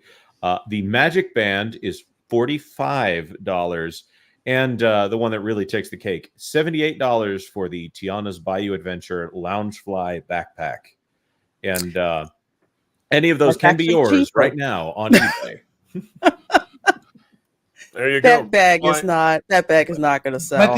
But the attitude towards the merch is what's being shown here. Remember when they pulled the Etsy bear stuff into the Country Bear store there at Disneyland? And while they were doing this, when they had to sell something and they didn't want to sell specifically Brer Rabbit and what have you, and they just went to somebody on Etsy who was making the kind of crummy little bear things that people hang in their rental cabins in Sevierville. It's merch. Sell it. It's merch. Put Tiana on it. I don't know who wrote the cookbook. I know a little bit about cookbooks. There are companies out there. If you've got Joe's Garage someplace, they'll put a Joe's Garage cookbook cover on a standard cookbook. What color do you want? Well, that cookbook is not new. That cookbook isn't new. Oh, okay. There's a Tiana's cookbook that came out. Yeah, it's not. There's a cookbook that came out along with the Princess and the Frog film. Oh, okay. So this looks like a reprint of what. And you know what I kept thinking when I saw this box full of stuff, the Oscars goodie bags and boxes that they give people. Yep. Those are exactly. what several $1,000s. They're always quoting because they've got expensive jewelry and watches and things. But there's companies out there that hey, we need some gift bags for. Okay, how much you want to spend each? And we'll give you some different choices. One from column A, two from column B. I forgot all about those companies as being the people affected by the movie strike. Well, there's a bunch of other people that didn't work. They found their home now. And I do have good news before we go to the next topic. There was tremendous criticism for the signage at Tiana's Bayou Adventure. And one of those was the "you might get wet" signs. They have changed those now, folks. Those now read "you might get stuck." So they've changed the signs. You're very welcome. All right. They need an extra one that makes stuck with sense. Jennifer Lewis. Yeah. Oh, right. Yeah, singing. Now, Culture, I know you've got to run. Can I hold you over for 5 minutes, though? I want to show you one thing before you get out of here. So we'll be quick, folks. I want to show Culture this, and then we'll bring up the super chats. But I'm here to tell you, everybody, we are not negative at Disney just for the sake of being negative. Flat out, we're not. And we do have a positive story. I want to bring this to everyone's attention because this is the very, very rare today story we get to do that's positive. It says the first Donald Duck short in 60 years shouldn't be the last. This is out of Polygon. It's by Matt Patches. DIY, which stands for Do It Yourself Duck, throws back to a classic Disney tradition that deserves to continue. Now, I wish that we could show this to you. We cannot. The animation is nowhere close to what it once was in the 40s and 50s. Okay? It's not. But thank goodness Disney was able to cobble together 2 minutes of hand-drawn animation and give this to Donald Duck on the 90th anniversary of the creation of the duck. The only critique that I have for this short, well, two critiques I'll give to this short. One is that it's too short. I wanted 10 minutes of this because it's classic Disney. And I can show you still shots of this. This is classic Disney, and it's wonderful. There's nothing in here. There's no message. There's no socio-political posturing. It's just Donald working on his house. It reminds me of the children's book where the ant gets lost in the house and the main character tries to catch the ant. Folks will know which children's story that is. But it's just disaster after disaster. But there's nothing in here that's bad. The critique is it's too short. And then the other thing is, if I go back to the credits here, the only voice talent they used was archival audio from Clarence Ducky Nash, who's the original voice, which I don't know if you even call it a voice, for Donald. It's actually air pushed between your cheek and your teeth. And then what they failed to do here was they failed to use Tony Anselmo, who is the current voice of Donald Duck. And I really think they should have celebrated along with Tony. He's been doing Donald since at least the 90s, maybe the 80s, about 89, because Clarence Ducky Nash, his last performance is in Roger Rabbit, I think. He died in 85. Okay, so they may have used archival for that. So Tony's been doing it since the 80s. And I think Tony, he's earned to be in this as a celebration of Donald. They should have done that. But this is what we need out of Disney. And all the stuff they are doing, I'm telling you, this could be just every bit as successful as what they're doing if they would give their main characters time to shine. Culture, before you go, have you had a chance to see DIY Duck yet? No, but it's right up my alley. I mean, and you got to watch it after you're gone. You got to. It's only 2 minutes. Absolutely will. No, I absolutely will. And I like the classic animation style and the fact that they're using obviously audio footage from previous. That's even better. Or even if it's obviously the person that took over the voice. But to me, having these classic elements and the classic Donald Duck it speaks volumes. Considering that right now you could best use the Fab Five, I should say. You could best use them right now better than ever because of the modern world around us with the DIY stuff and everything else. I mean, think about the fact that they kind of, believe it or not, the early shorts had an element of the truth in all of them, like South Park and perhaps even The Simpsons up until the last decade, where there's just enough foreshadowing in them. There's just enough of the the things that people are dealing with at the moment that are in these shorts, these cartoons that we used to see in front of cinema films. I just these things are great for a lot of reason, and this one, because of just how traditional this looks, is great in and of itself, and that's just based on the screenshots that I've seen. But unfortunately, as you mentioned, I do have to step out. Thank you all for having me. Wait a minute, Culture. I know you're in a hurry, but how dare you try to leave without plugging your channel and the HCast? Tell the people where they can find you on this great, big, beautiful web. Sure thing. Yeah, you can definitely check me out on my own channel, Culture Casino, on YouTube, on the big green monster that we can't say the name of, on the socials. I'm everywhere as Culture Casino. It's very simple. It looks just like this. Please do subscribe. I do want to try to make it to 15K by the end of June. I've been saying that since April. So I'd love to get to that point. It's not 15K, excuse me, 25K. Wow, I went back in time. But no, I would love to get to that milestone. And then I really want you to support this young lady right here, Miss Lorena Creel. She should be equal to me. That's, you guys are, come on, help me out. She should be sitting at 25K as well. On that note, do check me out later on the HCast. We have a lot of stories to talk about, perhaps ones that didn't get covered here. We're going to talk about a scrap or a squabble that I think somebody from That Park Place wrote a story on today. So on that note, I'm looking forward to it, Culture. I'm going to slide out of here. I want to say thanks to all of these amazing panelists who, of course, deserve your subscription as well. Everybody have a great day. Thanks for being here. See you. Absolutely. Thank you, Culture. And folks, is he gone? What do you got? I'm going to give you a scoop about him. You know all the many interests he must be interested in that you're interested, or you wouldn't be here. For those of you interested in this magical phenomenon called pickleball, stay tuned to Culture Casino. That's all I'm going to say. Well, that will be very good to find out what in the world that could be. Well, you'll see. You'll see. There you go. All right. Well, folks, make sure you subscribe to Culture Casino. Help him get to 25K.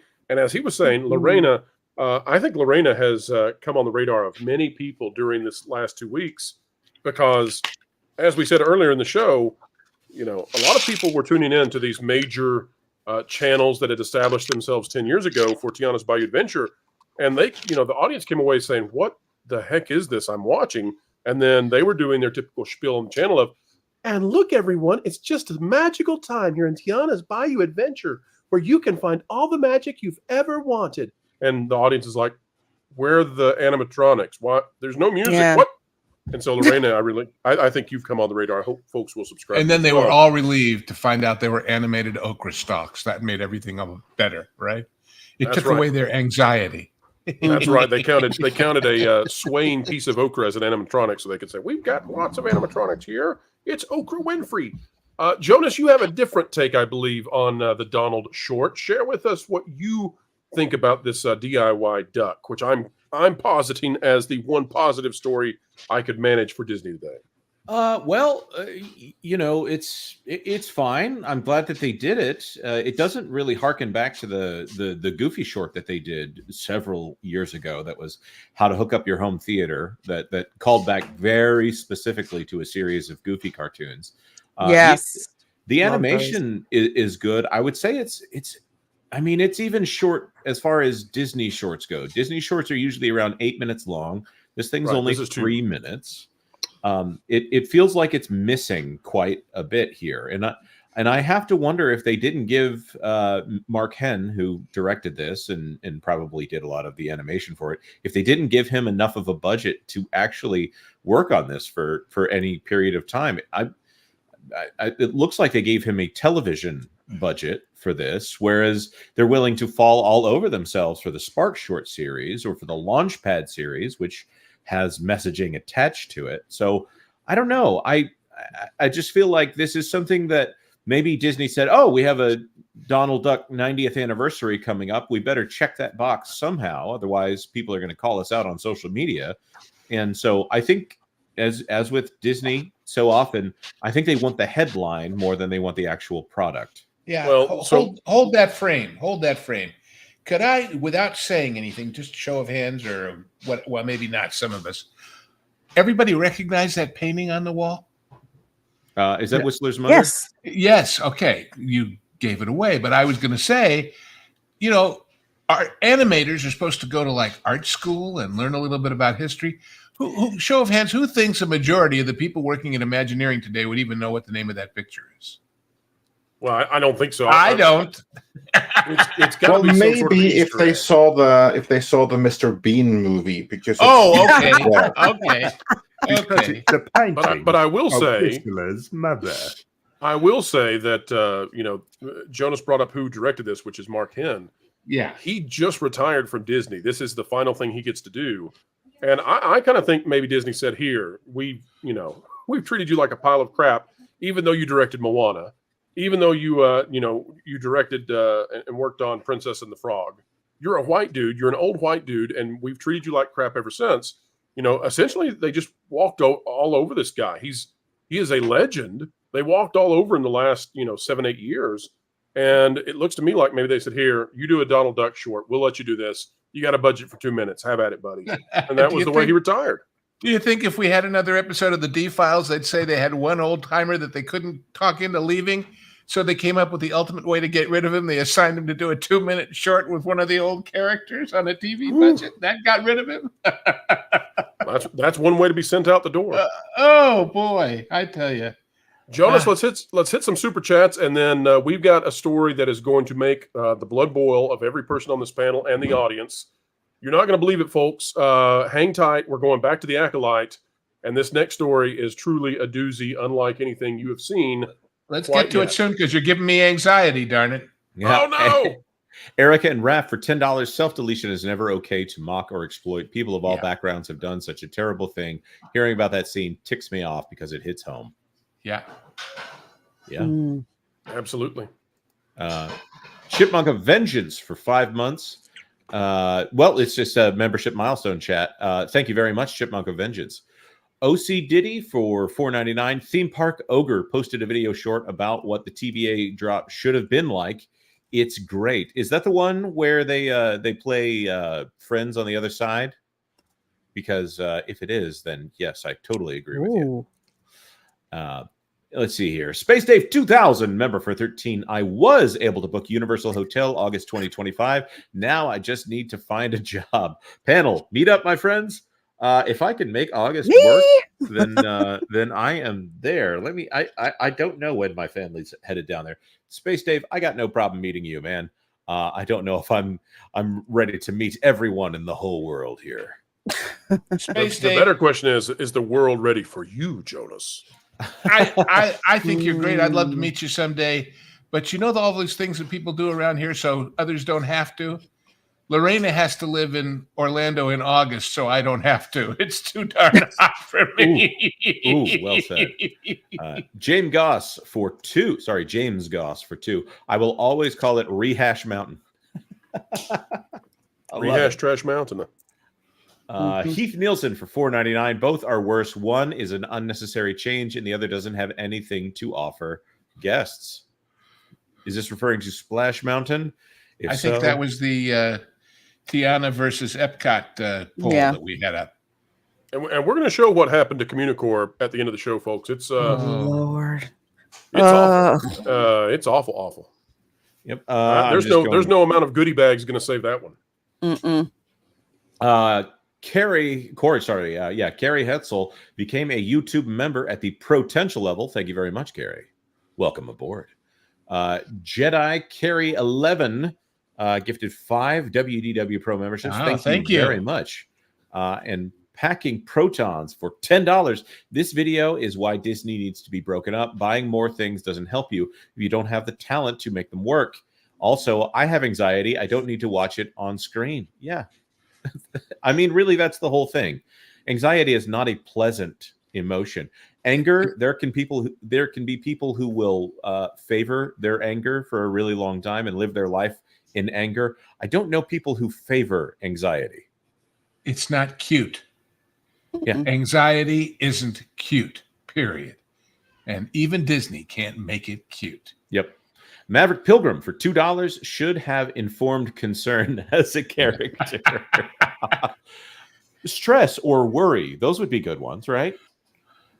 Spartan Bot 1001 for $5. Go watch the original animated Avatar series, Jonas. The Netflix live action ruins so much of the story. The original creators left the live action for a reason.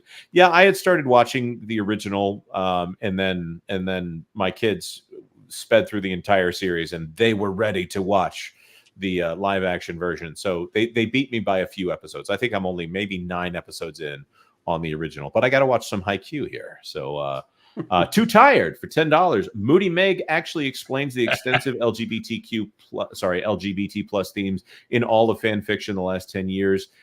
They need medical help for their anxiety disorder and are writing and projecting crap stories instead. It's a fair point.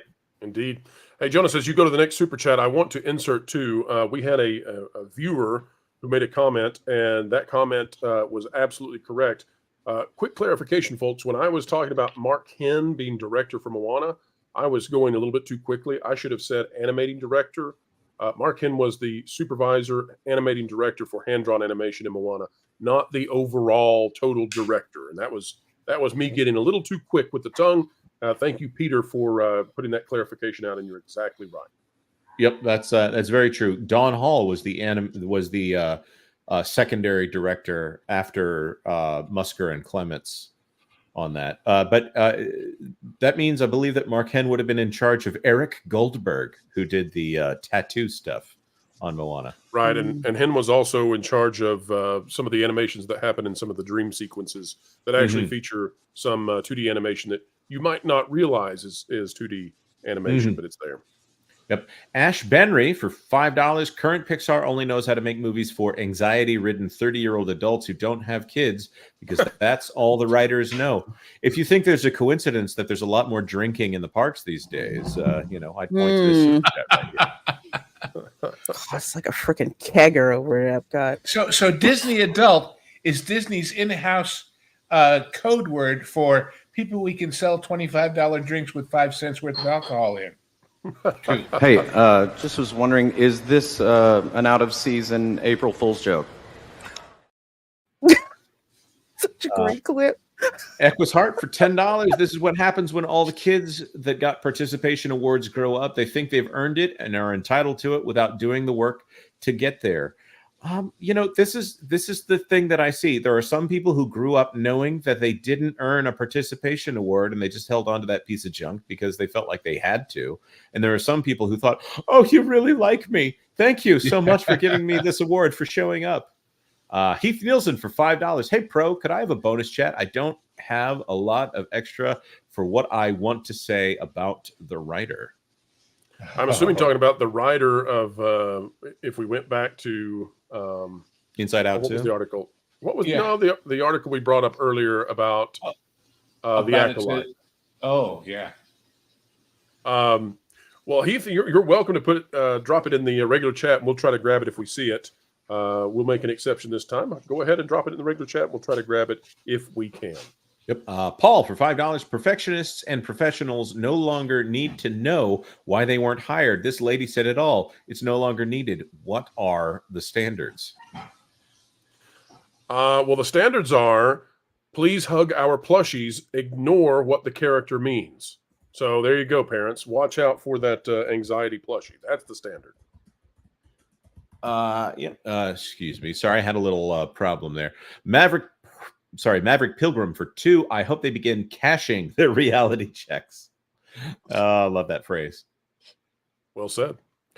Suspense Smith for $5. They've taken Write What You Know too far, especially since they know nothing. Also, Desire would have been the real new emotion, but also not kid-friendly. That's a very good point. When you get to puberty, especially if it's like a boy in puberty, that's the one that you would have to really have to deal with. But instead we have anxiety. Oh, puberty. It's such an awkward stage. Maybe we shouldn't do movie after movie after movie about it, given the divide we have in the country. Just a thought. It makes me turn red.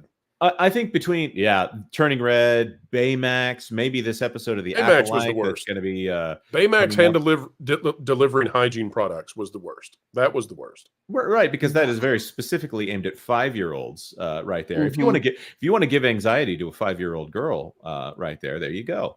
Show them Baymax and have them wonder what is meant by the line, my insides become my outsides. Right. And why is there a giant inflatable robot chasing me into the restroom to force Yeah. me to use Right. And after you lock the door, he breaks into the restroom.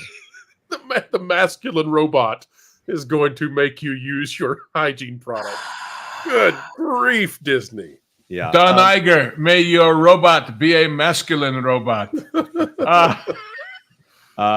Kevin L, member for 8. Wilton said Jonas. This is fake news. Packing protons for $2. Are they giving out Popeye cans of spinach as swag? Well, once they empty it into a new container that says Tiana, yes. Oh, because of the can there that's supposed to represent the restaurant fun can. Yeah, chocolate coins.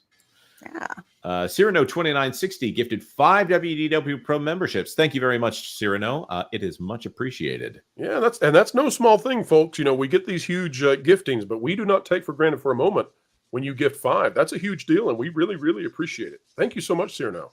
Yep. And here he is, the man, the myth, the legend, the wrench, Fat Steven JFG for $2 Canadian. Looks like leftovers for Hot Topic. Not good. Yeah, it is subpar to what you would be able to do, Stephen. And by the way, folks, make sure that you subscribe to JFG on this platform, as well as one that rhymes with humble, for he is the artist behind everything we do and is a major part of all the success we have seen. And you want to check out his video game streams. Check out Fat Steven, JFG. Yep. Osama bin farting on children for, I'm going to say, $2.99 Australian. I'm taking fart on it and send that. Yes. Oh, no, this is just. You get nothing. You lose. Good day, sir. You went full retard, man. I'm take a fart on it and send that shext to a shill. All right, here we go. There you go. Fat Steve and JFG for $2 Canadian. Let's all get Lou the Tiana ears and backpack. Lou, you up for donning the Tiana ears? You want to do that one? I don't wear no stinking earses. I don't need no stinking ears. That's right. Yep. And Aaron Sleeper backpack. If I have to carry it, I find somebody. Yeah. That's also, right. it's a very tiny backpack. Yes, and, I have a large back. Aaron's is going to be the last super chat until we get to the other side of another news story, folks. As we said, we've got a story that's going to make some blood boil. And Andre, I can't wait to get your take as well as Lorena's. Let's dive in as soon as we get Aaron's super chat. Can I weigh on that Donald short first? Because I thought Sure that was can. interesting. Yeah, Absolutely. it kind of like moved on to it, but I was like, it's really disappointing that it's just 2 minutes. I agree with you on that, and also it's made in the style not of the original shorts, but of the shorts from the 90s and early 2000s, because they did actually make a couple of Donald shorts back then. For those that don't recall, they just Was that for the House of Mouse, or what was? Or yes, what exactly. Was, It was some kind of other show that they were packaged into, but they were halfway decent. Now, Seems like I remember it had the Huey, Louie, and Dewey in it too. They had the nephews in there. Yeah, and they had Dolly and stuff like that. Yeah, But yeah. anyway, I'm happy to see it. I honestly wish they had done more like that, because honestly, Disney was built on Mickey and Donald. Internationally, Donald more so. Donald was always bigger in Europe than was Mickey, especially in the Nordic where I'm from. Like, Donald is a huge star to this day. Yeah, but that's just because you Language didn't wear completely. pants. You guys up there, I tell you. Yeah, well, there is that, but yeah, and they just let him language completely, and yeah, it's a great shame. So I'm glad to see this. These characters are still popular, Andre. They like the audiences would still love to see Mickey and Donald on the small screen and the big screen. They just need to be treated well. The problem is, I'm afraid to let Disney do it again. I'm afraid to see what they would, have these characters do if they had 90 minutes with them. We should probably appreciate the DuckTales revival, because that's as good as it's going to get. Although I hate the Cal Arts art for it. Yes, the art. I'm not a fan of it at all. I agree. Meanwhile, Warner Brothers is actually releasing a 90-minute Looney Tunes hand-drawn animation cartoon within the next few years. Oh wow! Let's hope it doesn't get roadrunnered. Yeah. Here it is, our last one for a little bit. Aaron Sleeper for $5. Always glad to hear from you, Aaron. Said this on a previous live stream, so remember who called it. Inside Out 2, coming out in June. Riley has direct or implied feelings for another girl. Yeah, there's some romance shots in there, if I'm not mistaken. Well, we'll find out, very folks. Good point. And Thursday at 5:30 p.m. Eastern Time, we're going to do the special Inside Out 2 live review right here on the channel. And we'll also be announcing and then giving out to the public this giant entertainment thing that we're doing that we're going to announce tonight. Don't find out on Thursday. Show up for the Acolyte after party tonight. We'll tell you exactly what it is that we have been up to. And yes, we'll see if Riley is falling in love with another Riley. All right, folks, it's time. Let's get to the next story. And this is something that is going to make some of you out there, shall we say, perturbed. Here we go. This is out of Inverse, and this is an article that says, "The Acolyte isn't ruining Star Wars. You are." It's by Livy Scott, who is a narcissist. Lucasfilm's latest series is the franchise most promising yet, but fans are too blinded by their hate to see it. But Livy, who is well accomplished, is going to tell us all about it. Okay. No one hates Star Wars more than those who claim to be Star Wars fans. Sure, the past few years have given the fandom plenty to critique. The sequels splintered the fan base beyond recognition, and Lucasfilm's efforts to expand the galaxy on the small screen have been mixed at best, and in some cases, criticism is inevitable. Not everyone will find something to like in the franchise's recent output. At a certain point, though, the discourse reaches a fever pitch, and even Lucasfilm's most promising projects get swept up in the drama. So far, I'm not giving this a very high grade if I am the teacher of this class. The Acolyte is not the first Star Wars project to face the brunt of a fan backlash, and it likely won't be the last. But the new live-action series is also one of the best additions to the galaxy far away in a long time, embracing decades of nostalgia while also thinking critically on the franchise's legacy. It also might be the most diverse Star Wars story yet, and while that's definitely a boon for marginalized fans, it's made the Acolyte the target of a vocal splinter of the fandom. So that's what we're going with today. There's no audience. Nobody's watching this. It's lower than Ahsoka. It's fighting against Andor in terms of what's going to be the biggest show. The bump it will get from the night will be from viewers who can't believe, as Lewis said, what's going on. And then it's going to fall off the Nielsen charts, I believe, in those next episodes. But here you go, Andre. It's your fault. You're ruining Star Wars, Andre, by covering Star Wars. You're ruining Star Wars by thinking critically about Star Wars. How dare you, Andre, you and your hive of misogyny and backwards thinking over at Midnight's Edge. Andre, defend yourself from this critically. Yeah, you splinter, you. Yes, explain yourself. What have you been doing all these years, Andre? Well, to paraphrase Rocket Raccoon, this is true. Yes, I accept this. Yes, I am ruining Star Wars. Let's just go with that and buy into their narrative. And I'm even changing them.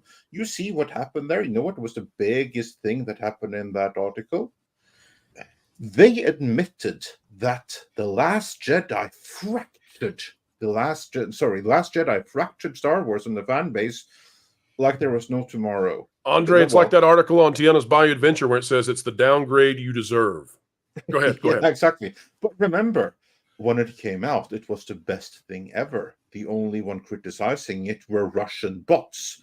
Fans were unified, apart from a small minority. And we are even referred to as a small minority right here. So if I am representative of this small minority that can do this much damage, I'll take it. But of course, if we just ignore all of the gaslighting, we are not the small minority here. We are speaking for the majority. There's no fractured fan base. There is the fan base, and they are despondent. And then you have people like Miss Livy Scott here, who isn't a fan at all, but an activist who wants the Star Wars to go a certain direction, but she'd never watch it herself. Talks about all the nostalgia that is brought back in the Acolytes, and then I'm curious, nostalgia for what? What is there to be nostalgic about here? The time when lesbians ran free in Star Wars before? Because I don't remember any such time.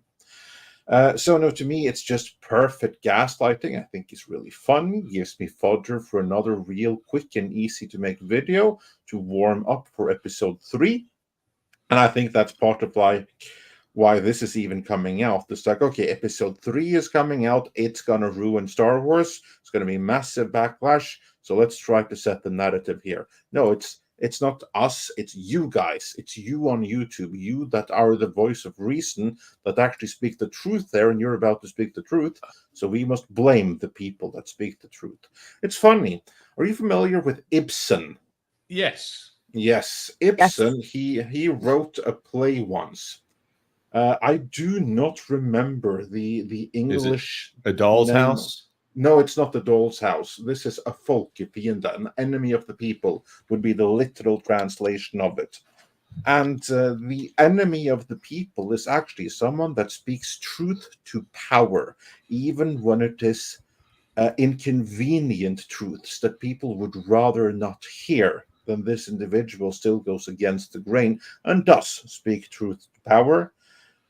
He gets no rewards for it, and his predictions come true, and everything goes to hell because it's Ibsen, so nothing is positive here. My translation is going to be poor. My pronunciation, Ein Volkenfiende. Yeah, Ein Volkenfiende, yeah. Yeah, that's it. Yeah. And this is kind of like that. I think that's kind of like what we are doing here. We are speaking truth to power, and the powerful, they don't like it, especially since they're not that powerful anymore. On the contrary, they are the emperor that has been exposed as not really having any clothes on, and everyone can see it. There's no fans watching the Acolyte. There's no fan support. I mean, we recently covered even the download numbers are horrible. And then I'm talking about illegal downloads on streaming. Pirates don't even want it. Well, of course, there are download numbers. There are that. But compared to what it should be, they're bad and they're falling fast. I mean, there were 10 times, I'm not even joking, there were 10 to 15 times as many seeds for Ahsoka as there are for the Acolyte. And Ahsoka underperformed relative to Obi-Wan. So even the seeds are an absolute joke compared to what it should have been, because even the pirates, they don't want this for free, and the ones Lorena, that do are probably just to laugh at it. And that's a fantastic point. When even the pirates don't want what you're putting out, I mean, many of them are just saving this stuff to digitally store it. And folks, we're not advocating in any way for piracy, but we're just noting what's going on. Lorena, though, let me throw some of these at you, and you just tell me if you think these would have worked instead. Okay, you ready? Mm-hmm. Okay. Inflation and the cost of shrimp isn't ruining Red Lobster. You are. Is that going to save the restaurant? No. Okay, let's try this one. No. Poor management isn't ruining Toys R Us. You are. Does that keep Toys R Us running and none of the stores closing? No. Nope. Okay, Lorena, then help me make sense of it. What's the plan here as they attempt? Is this all they're down to now with Star Wars? Is just we said it was popular, but it's not. So it's your fault. It's shame. It's like the elderly relative that tries to guilt trip you about something, and you know that you haven't done anything wrong. This is all they have left. The product is crap. I'm the audience for this particular show, and it is 100% absolute crap. Okay. Oh, wait for tonight. It's awful. It's awful. I mean, I watched Ahsoka for laughs, but truth be told, this whole show is to basically, 1, paint the Jedi as idiots, 2, men suck, particularly white men suck, and 3, I don't know what it is with them putting first of all, they're using like a black character, not the actress's fault, but this is who they chose, and then feed into a stereotype. And I'm going to tell you why. You guys have probably seen this clip that I put on X, because I did a watch party for this for my members. So this one part where the Jedi come after Osha, they basically say there's been a murder, and I'm paraphrasing. There's been a murder, and you fit the description of the suspect. And I immediately made the joke saying, what, because I'm black? The fact that I was so easily able to make that joke and have it all fit, it's like, that's what you went with? This is what's supposed to endear me to your show. Well, the fact that you couldn't use, the Force to figure out if that was her or not, but the Jedi are racist cops, Lorena. So the prejudice is that they're lightsabering while black. Exactly. That could be it.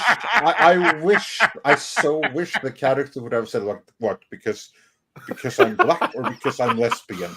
I would have fallen out of the floor. I would have fallen out of the floor, Andre, if she had said, "Oh, because I'm black." I would have fallen absolutely out. Lorena, like, is this because I'm black or because I'm a lesbian? Because I like, which one is that? Is it both? Yeah. Lorena, one thing we hate. Can I push back a little bit because you said like that white men are treated like trash or something like that. I would push back that black men are treated like trash too. If anything, black men are treated even worse because it's even worse, Andre. Yeah, I mean, look at it. Because I get basically, you have like the one white Jedi there. He's like, you have victimized me. Now go and self-delete here. So self-delete yourself after shame. That's a role of the one white man we've seen so far. But what's the role of the black man in here, the prominent black Jedi? Well, his role is to look like Don Lemon and suck, probably quite literally, and be completely and utterly cocked and humiliated wherever he goes. He has a light to tunnel lightsaber, Andre, or something like that. Andre, he has a flashlight lightsaber. How you don't see his utility yet? He lights pathways that are already lit fairly well. It's really important. Well, I think that his only utility is to make the lesbian shine, and he has to be cocked in order to make that happen. Yeah. Well, Lorena, one thing that we hate to see is you go, but I can't wait to have you back on the show real soon. Lorena, tell the folks out there where they can find you before you hop off for the day and get ready for your Ahsoka time tonight. Oh, well, folks, you can find me on Instagram. You can find me on Twitter. I haven't been banned yet. And I think it's been maybe about 2 weeks since I've been called a racist, but that's probably going to change pretty soon. And of course, you can find me on YouTube, various videos and live streams tomorrow at 5 p.m. Eastern, the Spice Lounge. Yeah, we're going to be talking about this episode 3 of the Acolyte. Can I just make a quick suggestion? You know what you need to have visible in the background? You need to have like one of those counters where you like flip over so you have the number of days. Then you can have like number of days since I was last called a racist. Yes. I love this idea. I like that idea. I think I'm going to have to incorporate that. But yeah, we're going to be talking about this episode 3 of The Acolyte because I did not get to enjoy this massive outrage from The Last Jedi because I was like a year behind because I saw it on demand. But from what I'm hearing about episode 3, I need to experience that. And since I'm a Slytherin, I'm going to drag all you guys through my reaction to that on Wednesday. And Pro will be there as well on Wednesday's show. So please. Looking forward to it. Check it out. Yes. And thanks as always for having me here. Gentlemen, take care. You guys hit that like button. I'll talk to you soon. All righty. Well, it is time to hit our final topic of the day, folks, and we are excited to bring it your way. And that is that Epcot, the giant theme park that Disney has been spending billions and billions and billions of dollars on for the past 6 years, is probably worse today than it was when they started. Let's take a look at this. It is from Cinema Blend, and it says, Epcot's multi-year construction project is incredible. But it is ended with a whimper, not a bang, and it's not incredible. We'll talk about it. It's not incredible. Dirk Libby is the author here. The final new addition to the massive Epcot update is the least impressive. Now that we can agree with. Epcot has always been my favorite Walt Disney World park. While it's become more full of Disney characters and IP, Then in its early years, it's still an anomaly of a park at Walt Disney World. It's got such an interesting character that it's the park I just love to visit, even if I'm not really doing much, which after this update will even be easier. Unfortunately, for the last 5 years, Epcot hasn't been much of a park worth just visiting. A massive overhaul of multiple areas of Epcot was started back in 2019 and delayed by a pandemic, which meant that massive construction walls have been common at the park for half a decade. They were massive eyesores. This meant large parts of the park were inaccessible. Trying to get from one place to another was a lot harder than it would have been otherwise. Then it goes on to talk about it. It lists out this new Communicore as being very weak, which it is. Talks about how Encanto is good, Moana Splash Pad isn't stinky. You get the idea. Now, I want to show you what the reality is, though, folks. This comes from an Epcot enthusiast, FuturePort82. And it says, why Communicore Hall is bad, a thread. Get ready for this. Here we go. The exterior is a visual mess. During construction, I assumed there were broken, unfinished tiles, but then they left them that way. I understand it's meant for a background effect, but from any distance, it looks busted. Gonna ignore a Mickey meet and greet being in Epcot. It apes the Spaceship Earth design methodology where it doesn't make any sense at all. Communicore always had its own design language because there was a clear intent behind each Epcot area. It's bad enough killing off Communicore West symmetry, but why ignore its design too? And you can see this looks like an Old Navy with a different little branding on it. It's bland, it's white, it's pointlessly disjointed while being very unattractive by itself. Much of its functional area is in direct sunlight. It has no design connection to the rest of Communicore Plaza. Look at the left side of the picture. It looks like torn up plastic wrap. Yep. And it does. But it'll look great at night is the obvious rejoinder. But much like the rest of Communication Plaza, what percentage of time will people even see the RGB gamer lights? In the dead of winter, at best you get 5 to 6 hours of this. And don't worry, my sources say these lights won't work for very long because, well, the lights on the ground didn't work for very long because apparently someone pressure washed them. Look out for the pressure washer, Mickey and friends. Beware. Beware of third shift. Somehow the interior is much worse. Rather than ignoring the design style of Communicore, they somehow created the worst version of the old breezeway. No sunlight, no views, no design. Only a truly bizarre simulacrum? Simulacrum. You know, it's not very often. I consider myself a thesaurus, but you have well played this one, FuturePort, and taught me a new word. Of the communication skylight and support columns and gamer lights. Say it again, Lou. Simulacrum. Simulacrum. All right, I'm going to learn it. This looks terrible. An imitation of something. Well, I aim to be simulation. I aim to be a it's Communicore mania, not the real thing, but an incredible simulation. Well, this looks terrible. It's so generic. And it keeps on going. It keeps on talking about just how bad this all looks. And this is what we get from the new Epcot, folks. It's a cafeteria, a sparsely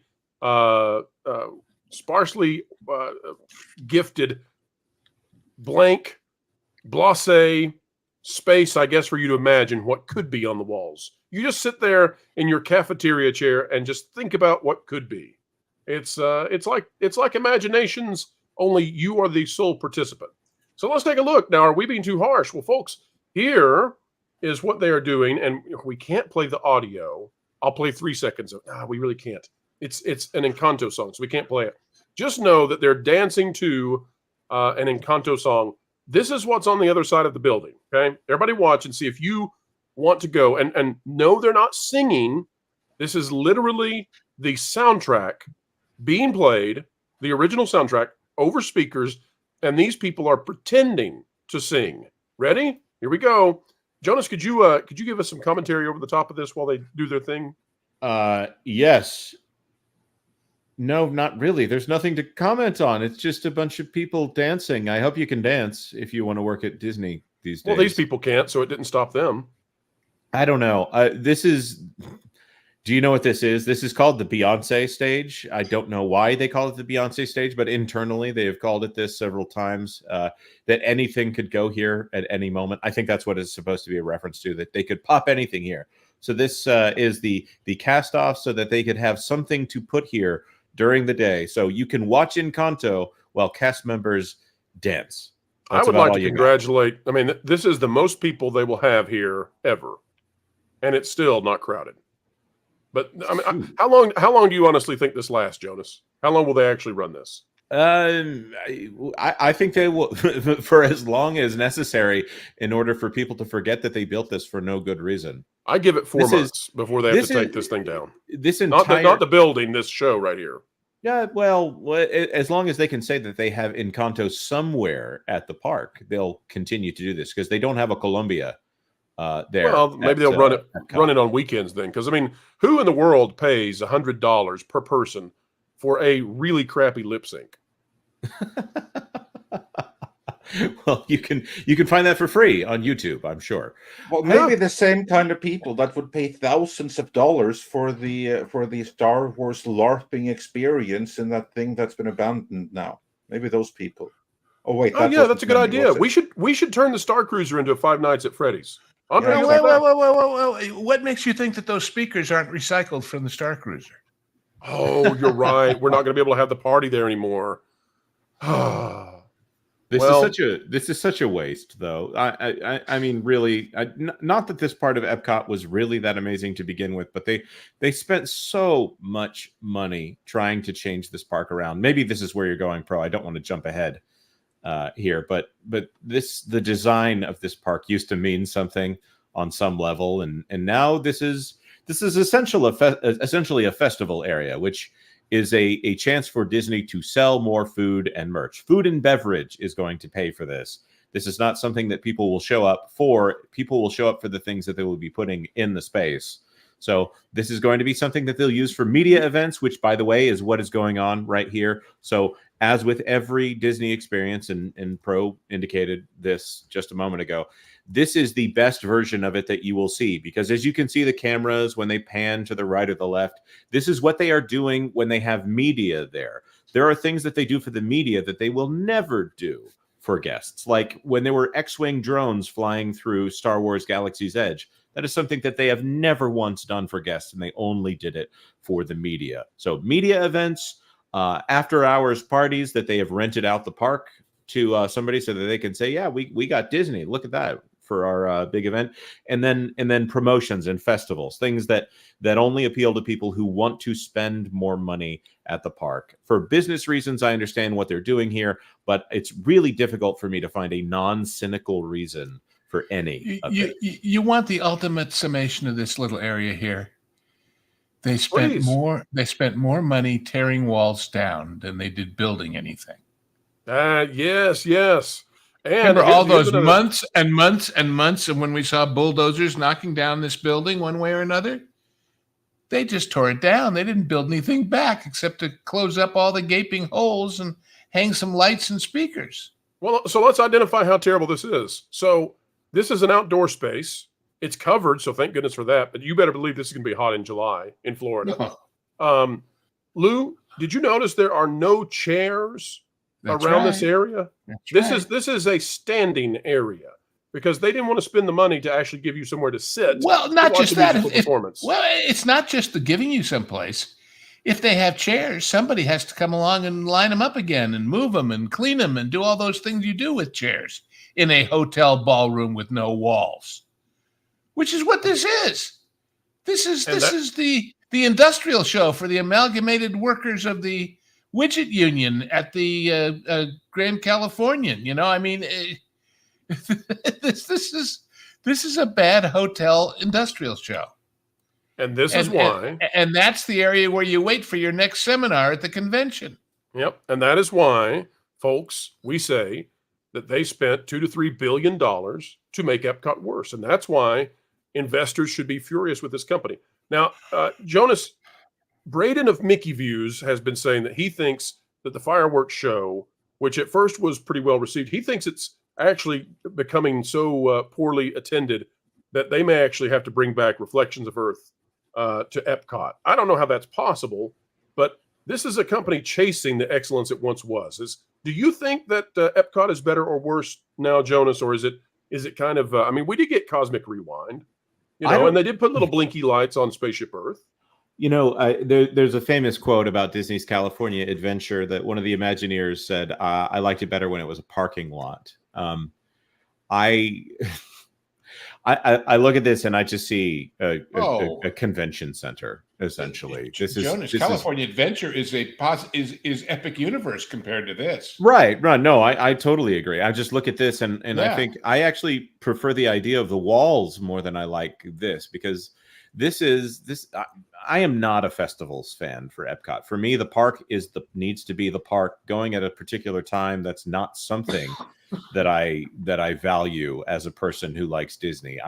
I go for the rides and I go for what is permanently there for the most part. Every now and then there'll be something that is like a once in a lifetime thing. I remember doing the virtual Aladdin back in the day. This is not something that I think is special in any way. I preferred the idea that the walls were there in order to make something great, over seeing that this is nothing. This is so that the really rich people can have their parties inside the park, and that just doesn't interest me at all. And I don't want to say it's anti-Disney, but it's just I don't like it. It doesn't have enough privacy for rich people to want this as a party. And of course, the Fountain of Nations was way better. Yeah. So what's weird about this is they could have had all of this with the existing structures. There was no reason to knock the structures down. They knocked them down, and then they pulled the budget back, and then they realized, oh, we can't build any of the stuff we said we were going to. So throw in a splash pad and build half the building back again. And since we're building half the building back again, just fill it with junk because we don't have the money to finish anything else. And that's where we are. So anyway, folks, not a great look for Disney, not a great look for Disney World, and investors should be furious at Epcot. Andre, though, I know that you have to hop off before we do these final super chats. So, Andre, if you would be so kind, could you share with the audience out there what's coming up on Midnight's Edge? And I have a feeling it's going to involve a galaxy far, far away that's gone far, far astray. Absolutely. It is. First of all, I'm really sorry that I did not get to experience the Epcot Center when it still was the Epcot Center. That's something that it's like something that It was so good. Want to experience now as an adult, but the one time when I went to Disney World, which was when I was 14 at the time, in the summer of 1995, on a family vacation. I feel a song coming on, Andre. Yeah, my family did not prioritize that. They prioritized. It was a very good year. Like yeah. Well, Andre, tell us about Midnight's Edge and what you've got coming up real indeed. soon.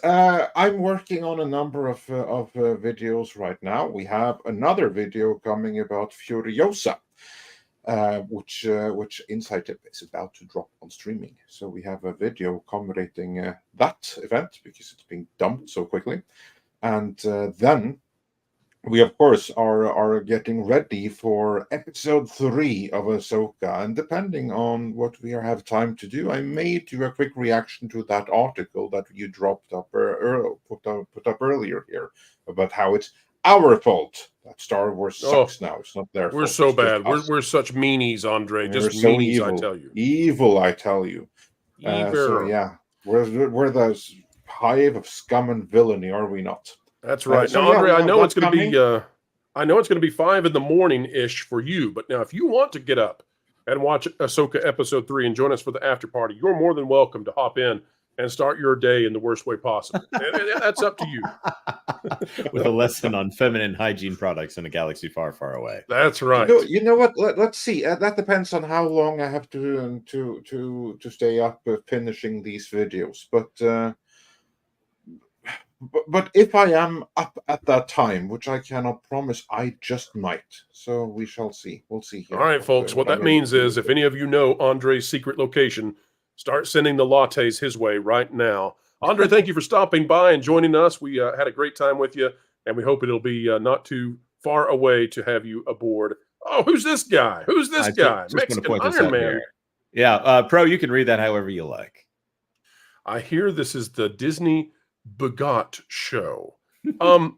Jonas, I haven't. You can get that in the France Pavilion. You know what? He's kind of right, because Disney begat this show. They absolutely did that. That's funny. Can I just say that we have actually been, folks, you all love the Mexican Iron Man commercial, right? Everyone loves the Mexican. I'll play just a snippet, just 10 seconds to remind you of what it is. I thought that chicken tacos were better than the rest. All right, so that is the typical Mexican Iron Man commercial. Folks, we have been working on a new Mexican Iron Man commercial. Can I share it with those of you who are still with us after 2.5 hours? Just a snippet real quick of what Mike can look forward to. Here you go, folks. Get ready for this one.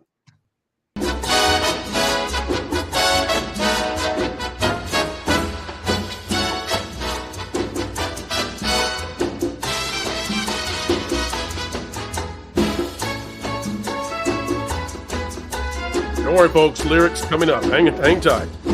When the Ninos hear the taco truck, they all yell, "Don't give a fudge! Cover taco away!"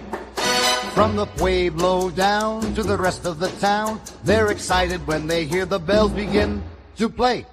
Taco, taco man. Rabbit, chickens, meat frying pan. Taco, taco man. La hora to buy new taco van. Is he a YouTuber or maybe a noober? He's made of iron. He's a man, he's a man, he's a Mike of a man. Everyone be a fan of Mexican Iron Man. All right, folks, that we're working on a new commercial. We'll get there, we promise. So fun for everyone. Andre, thanks for being here today. Absolutely. It was a pleasure to be here. I look forward to coming back again. You guys don't be a stranger from the morning shows either. And yeah, let's all enjoy some rabbit chicken together as we tear apart episode 3 of The Acolyte. I mean, that's going to be one of the highlights this year, I think. Not just not in a good way. Just not in a good way. Maybe one of the low points, but yeah. I'll just say this. I am so glad I did not grow up a fan of Star Wars, because then this would have been so emotionally difficult. But yeah, it is what it is. We suffer along with for you guys. He has to do one of these videos with us because he is a true fan. All right. Catch you later, Andre, and you take care. Take care. All righty. Endless Sea for $5. DEI has 2 agendas: destroy every IP and demeaning everyone's interest. I hadn't heard either of those today, so that's perfect. Pinochet's helicopter tours for $2. Mao and Hillary popularized the communist pantsuit. Too bad it's fallen out of favor. Oh, wait, no, we'd like that flavor to stay away for a very long time. Thank you, Pinochet's helicopter tours. Suspense Smith for $2. Best cookbook, Bob's Burgers, A+ recipe, and jokes. Oh yeah, it's really good. I gotta agree.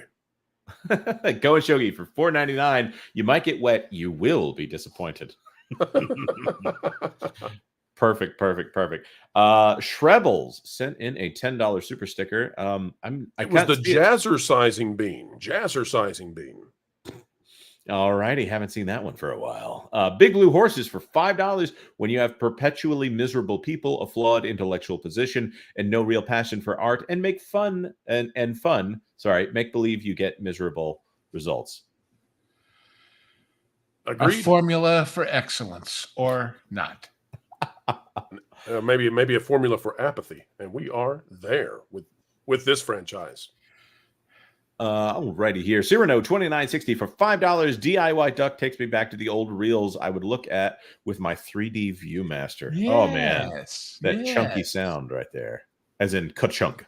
Yes, that's funny because the minute you started to read that, I heard that noise, that Viewmaster click, chunk, whatever. Mm-hmm. Iconic, as they say too often nowadays. Default name for $5. Laughing Place has 180K subs and almost no YouTube engagement. People are onto them. How long can they go on? I don't know. I really can't speak to the issue, but thank you for the super chat.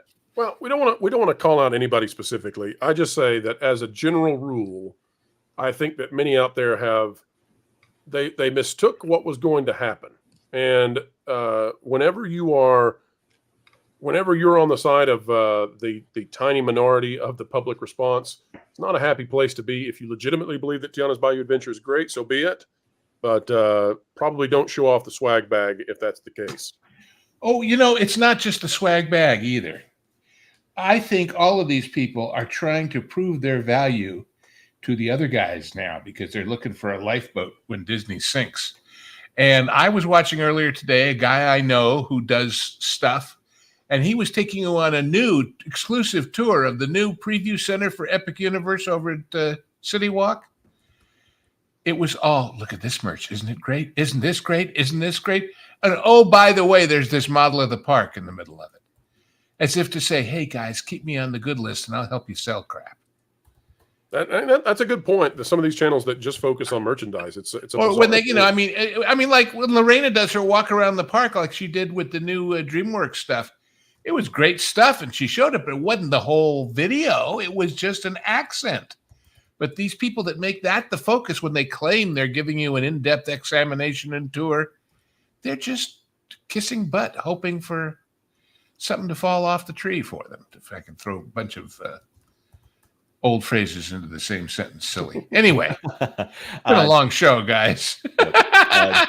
Doggy for 10. The Acolyte is the result of the Owl House meets Velma, lesbian witches with anti-religious vibes, plus awful murder mystery writing, full of DEI nonsense, and not understanding what Star Wars really is. Yeah, Owl House is one of those shows that when we get everything woke going back full steam, I definitely am going to have to dedicate some time to. Disney let that go unnoticed for a very long time. Well, I just want to say that we finally reached the point where a Star Wars show is being compared to Velma. So we've reached rock bottom. Fair enough. Or as they say, or should be at Disney right now, ruh-roh. Ruh-roh, Raggy. The only thing I'll say is there's no Scooby-Doo in Velma. Yeah. Jacob Foxfires for $10. Avatar is great. Me and some buds binged it not long ago. As an adult, I was shocked with how creative they got to bypass censors for dark topics, showing how the true victims of war are civilians. Yeah, there was a little bit of that, by the way, in what I saw in the live action version. You can cover dark topics without being graphic in them. It's an amazing thing to think about some of the films that Christopher Nolan. Back when Christopher Nolan was aiming at a PG-13, there were PG-13 films that were more intense than some of the R-rated ones that I've seen that have blood and guts and gore and all that kind of stuff in it. So the rating and the thematic appropriateness for kids are not always matched up. Well said. Sick Lid for $10 just had 80-year D-Day commemoration. Lots of anxiety on those beaches. Not fantasy, but they actually saved the world. Yes, they did. And some stories that were so horrible you can't even imagine it. And those young men went through that to save the world. They went through something that no human being should ever have to go through. And they often did not speak of what they had been through. And we have people who go through far less who talk as if they have defeated back grand dragons that, simply are not. Yep. Agreed. And the human side of it all is why it matters. I was mentioning the other day, having just watched the TV movie with Tom Selleck as Eisenhower. I think it's called Countdown to D-Day. It's on YouTube. It's free.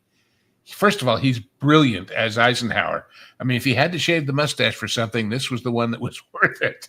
But aside from that, golly, you want to understand what these people were like and what they had to go through? Watch that. Learn a little. Yeah. Tom Hanks just had somebody posted the clip online, and I can't place where it was other than Tom Hanks said it. Basically said that no one in the world can know what happened on Omaha Beach, but some guy in Idaho can get a little closer to understanding what happened because of movies like Saving Private Ryan. Yeah. It's the power of storytelling right there. Jan Monroe from member for 3 months. Disney is ashamed of their historic characters. Yes, they are. They can barely stand Ichabod from Ichabod and Mr. Toad. Yep. Greg E. for $2. Disney is the swamp. No creativity left. Yeah, I think you might be right. I'm trying to think what they're doing right now that's actually good. They hired Andrew Stanton. That's about the best I can say. We might get a decent Toy Story 5. Yeah. Nom de Plume for $1.99. Time to make the donuts. See you all at the wake. Well, make sure they're hot and fresh because Star Wars ain't. Ooh. Elizabeth Young, member for 11. Listen, you guys, all of you, doing a great job. See, I should have read that one. Thank you, Elizabeth. Here. Thank and you, Lorraine. Thank you.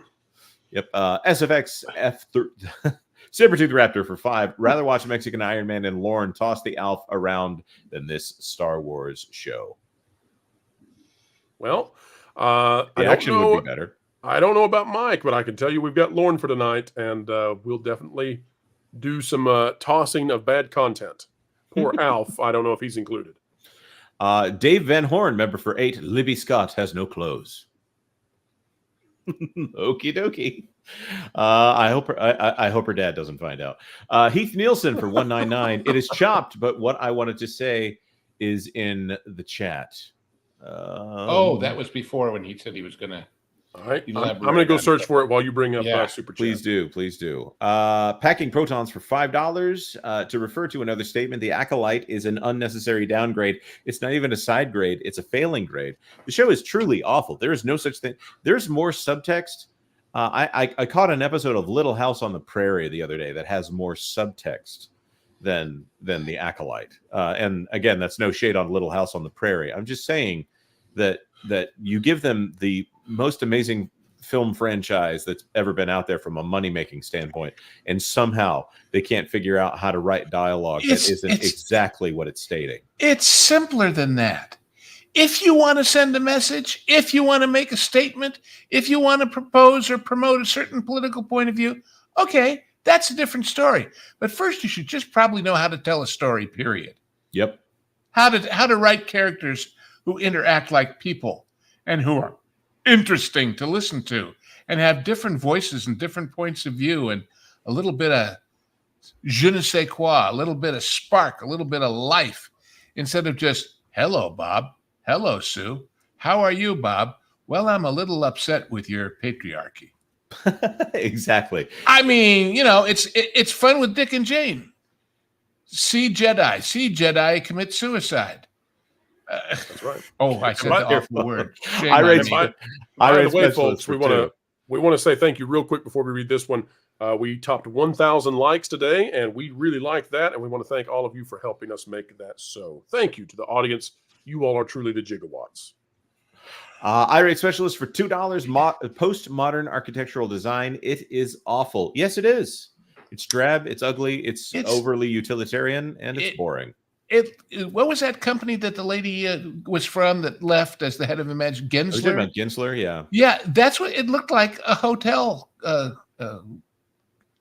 banquet room. I mean, it's that kind of design. I've seen more impressive designs out of McDonald's anymore these days, if that speaks to the architectural funk that the entire country is in right now. Yeah, and that everyone one wall is doing this, and so it does not stand out. What about the one wall that I saw in that same room in somebody else's video of a meet and greet that has the Dream Finder mobile thing on the wall in silhouette? And Horizon. And you look at that and you go, oh, golly, those were the days. And all they can do with it is make it a backdrop. Yeah. Reminding you of the Epcot that you used to know when it was good. Packing Protons for $5. Villainous Pete has been replaced by a modern villain. The pressure washer. Oh, that's right. Pressure washer Pete. There's nothing scarier to Disney right now than that. Hey, great, Bob.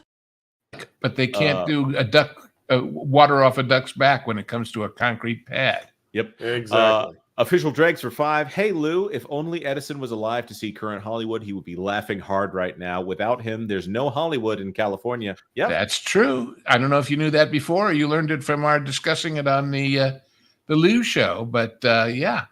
By the way, was a gangster. Is that permanent, by the way? Is 2 p.m. on Sundays the permanent location of you'd have to ask Vash, but so far it mostly will be that. If that becomes a day or a time that we can't do it, obviously we'll have to put one in the can that week instead of doing them live, but it seemed to work pretty well. I like it. Audience loved it. Yep. Packing Protons for 5. It looks like a 60s Star Trek set, but Star Trek did it better. Star Trek absolutely did it better. It was better shot too, with all these angles. Disney didn't even come in and do their own POV on everything to try to set the tone. It literally just looks like the cafeteria at any corporate location that you can go to across America. A tipping barn. A cheap one. Cheap one. A tipping barn for $5. I'd love to meet you, Jonas. How many people get to meet the Obi-Wan? Well, I hate to say it, Alec Guinness was a different look for Obi-Wan, as well as James Arnold Taylor did a different Obi-Wan voice. I don't know. Maybe I need to change this avatar. I like it a lot, but I'm starting to. I think we're getting enough viewers that I might need to give Ewan McGregor his face back. I've borrowed it for too long. I've seen the real you. Keep this. Oh, he's a handsome fellow. And I would say the same thing to myself too, by the way. Oh, I'm joking. No, I would just replace it with a different avatar that's slightly different. Jacob Foxfires for $10. Imagine if Nintendo ever did that. Take their lowest point in the Wii U, and instead of rethinking their approach or having issues with the small sector of the community, they blame the entire fan base. Yeah, the fan base being too dumb to understand the gamepad would be the worst thing that Nintendo said. Instead, they innovate out of it.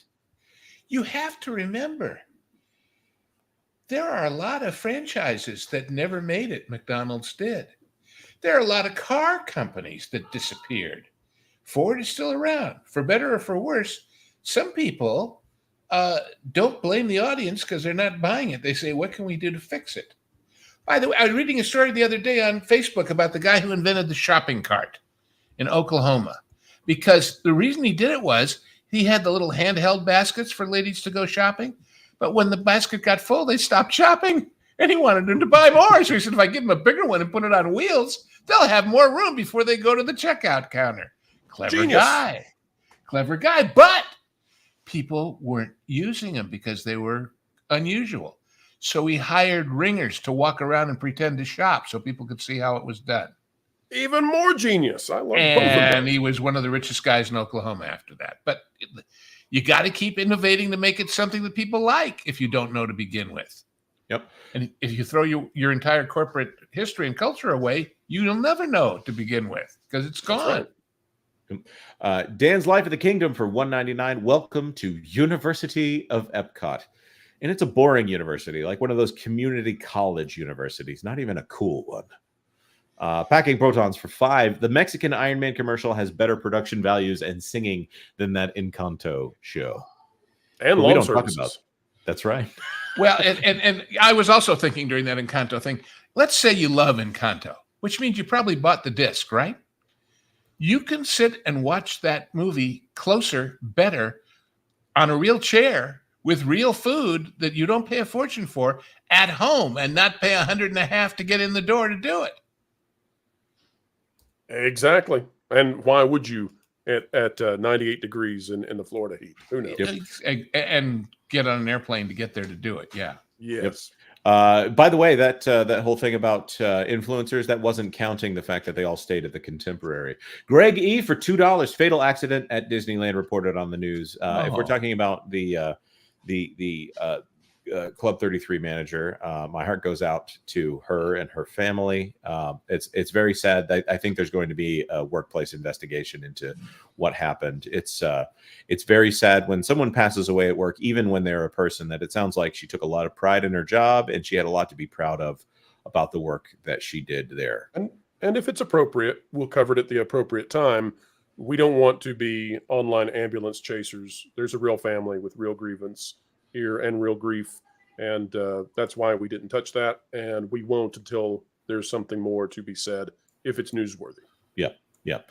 Brian Sykes, a member for $6. I made it to Epcot Center once. Horizons was gold. Oh, you're talking my language. Let us just say, if we can dream it, then we can do it is not the word of the day anymore. Official Dregs for $5. A, they forgot how to dream, and B, they forgot how to do. Agreed. Jonas, you still there?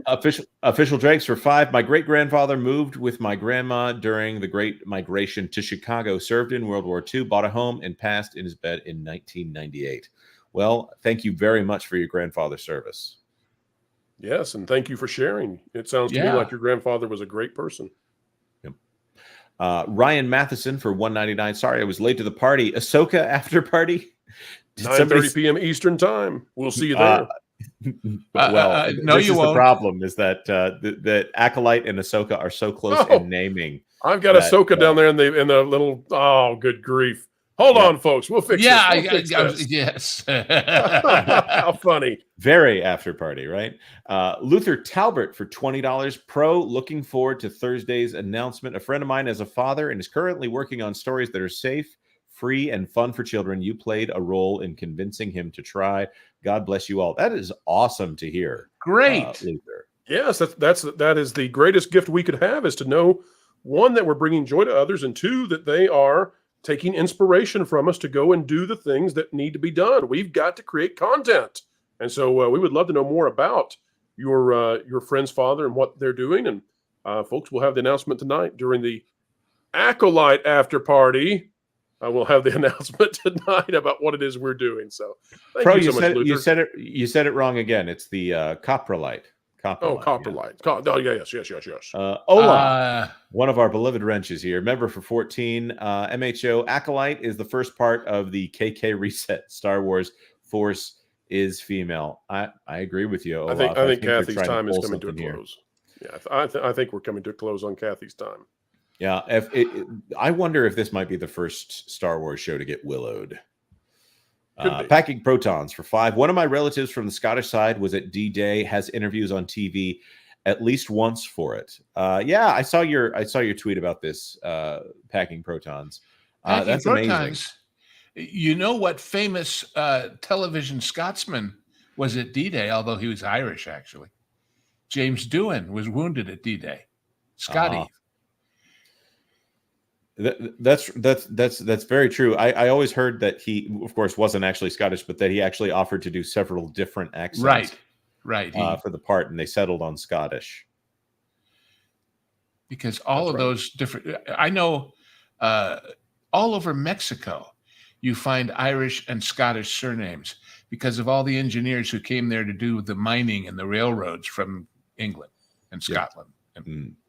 Sabertooth Raptor for $2. My grandfather did 29 missions in a B-24 Euro during World War II. That's awesome. I have a great uncle that was on the same. Oh, what is the name of it was the B-52 bomber, essentially. That's after World War II. Movie with Harry Connick in it. He was a. Anyways, I don't want to get into. And they're still flying. They're going to be flying to 100 years old now with new engines. Yeah, B-52s. Well built.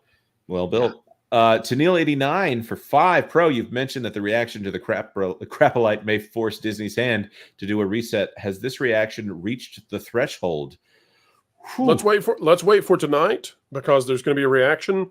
But just what I said before, I still hold to it, that they're going to put Luke Skywalker, I'm hearing, in the Mandalorian movie as more than a cameo. I think it's Favreau's perhaps love letter to the fans on his way out. We'll see how that goes. It's that's a lot of speculation and a whole lot of stuff we're hearing from sources, but we'll be talking about it more real soon. And all this stuff coming one after the other.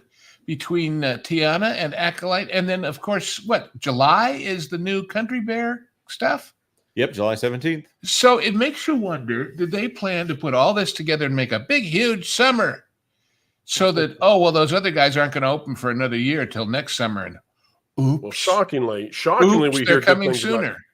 Shockingly, we hear good things about Country Bear. So stay tuned for that. Well, I'm open. I'm willing to be. It's still not a big attraction either way. So the only thing I'll point out is that it's all based on animatronics, and current Disney doesn't have a great history with those. Well, the thing I'll point out is that being a show rather than a throughput ride, it has automatically less capacity per hour. Yeah, that is correct. And who knows if they can even keep it open.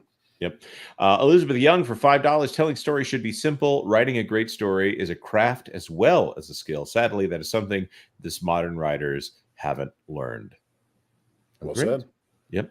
Packing Protons for $5. Not the Obi-Wan. I'm beginning to think Pro and Jonas are not your real names. Well, Packing, what is real? I'm beginning to think that, guys, are you suggesting that when my mother selected WDW Pro on the birth certificate, that was a strange thing? Have you not seen what Elon names his kids? It's totally normal. Yeah, that's right. You just got to mark that X. Well, write you your know, X on the dotted line means a lot more for his kids, don't they? I come from the days of Moon Unit Zappa and Dweezil. So what you call your kids is relatively irrelevant. That's right. And speaking of kids, you know what? I'm needed over on that other place. All right. Well, we will catch you real soon. I just looked at the clock, and we've gone into our anecdotage as usual. That's right. Folks, we're going to be sending you over to That Park Place podcast, T3PO Live, in just a moment. And Lou, I guess you need to go over there and help Vash out. Yeah, but meanwhile, everybody, when Pro announced earlier that we're going to release the new Genre Guys, what do you say, tonight or in the morning? This afternoon. It's a very special movie. And let me tell you how special it is. Both Lauren and I, who had sort of kind of been aware of it, but hadn't really seen the whole thing, we're both buying the disc because we want it forever. That's how good it is. Wow. Awesome. I can't wait for people to get to see it. If you want to see a movie made in 1939 with battle scenes that rival Lord of the Rings with no CGI, and, you know, by the way, Cary Grant and Doug Fairbanks Jr. and Victor McLaughlin and Joan Fontaine and of course Sam Jaffe as Gunga Din, then you need to join us and find out all about it. Thank you, guys. Members, I'll see you later. See you, Lou. And members, you'll be getting to watch that this afternoon in just a few hours. All right. EdMax for $10 just spent the entire week watching the Lord of the Rings trilogy in theaters. I'd love to see the numbers on those 3 days versus latest Disney releases. Star Wars has become disgraced. I wish it had a wide release personally, because I think it would wipe the floor with Disney's latest re-release effort. I love those films. I wish I had the opportunity to go see. Wasn't it a Fathom event? I think so. Yes. Yeah. They probably made their money back. I'll say that. Resist the Woke for $2. I love this show. I always learn so much. You know what? Me too. I love having our panelists on. We like to bring in people that know about the things they talk about, and it's always a way for me to keep myself on my toes and also to learn from others. Pro, absolutely. What did you learn today? No, let's save that for later. 80s Man, member for $5. Jonas, go watch Little House, the last Little House episode. It's a blast. I'm waiting. I'm gonna binge watch the whole thing at some point in my life. Actually, I'll tell you what happens. I only watch it when I'm sick. I'll tell you what happens. Paul saves the entire town. Again. Maybe with a little help from Mr. Edwards, hopefully. Packing Protons for $2. Sent Pro a tweet on my version of Inside Out. I look forward to checking it out. I haven't had a chance due to the show, but I will see what it is you've sent my way. Thank you, Packing Protons. And it looks like the ghost has left us, but I'm going to read the super chat anyways. Antonio Serrano for $5. You guys are the quote-unquote holy trinity of keeping us ahead of the culture curve. Ooh, we better not tell Valiant. Now, Valiant would be hurt about this one. But thank you, Antonio. Tanil 89 for $2. Kind of hard not to see this all as karma, isn't it? A sizzle reel of pure karma, I tell you. Yep. All right, we have reached the end. Now it's time to say goodbye to all our company, Pro. That's right. Real quick before we do, folks, here is the bonus member chat we have for today. It's only for VI Pros. That says from Skeptic Tank, regarding fans' hatred for latter-day Star Wars, talk about not winning the hearts and minds of anyone. I'm often joking about IPs, haven't had ecumenical councils to officially declare canon or hurl one-sided anathemas. I'll anathematize their output in the privacy or privacy of my own home. I only wish these providers wouldn't publicly anathematize our own headcanons. Last I checked, we haven't presumed their hatred for the franchise. They just appear to hate their presumptions. And the Skeptic Tank, thank you after 2.5 hours for giving me a run-through on syllables. Hope we get all the emphases exactly as you were hoping we would. Folks, we had a great time. I want to make an apology. Heath, if you're out there, you super chatted and told us that we needed to read a comment from you. Those were not archived. We were watching for them. Somehow they did not stick. But Heath, if you will join us for the Acolyte after party, we'll get those free of charge. You'll just have to retype them, but we will get those. We will not let that go away. It's just StreamYard and YouTube let them go away, and we're kind of stuck. Also, folks, we've got one more super chat that just came in before we send you to That Park Place podcast online. Snell's World, quick recap. Acolyte, stinky. Inside Out 2, not made by good people. Epcot, stinky. Tiana's Bayou Adventure, stinky. Donald, you know what? Worth a couple blinkies. Go check it out. All right, folks, that's it for us. Jonas, anything to say as we end this thing? No. Tough. We're out of here. Later, folks. We'll see you at the Acolyte after party in just a few hours. The mainstream media just can't understand how it is we continue to do what we do. They don't realize that we are powered by you, and you are 1.21 gigawatts! 1.21 gigawatts! Folks, we've still got decades and decades left in the can. It drives the mainstream mad. Would it make you feel any better if you knew that what we're asking Matt here to do is a holy thing? You see, we're on a mission from God. We're on a mission from God. Now you're gonna put me right back in the joint. They're not gonna catch us. We're on a mission from God. So, folks, as we always say as we end each and every show here, and we mean it, keep learning, keep growing, and as always, keep having fun.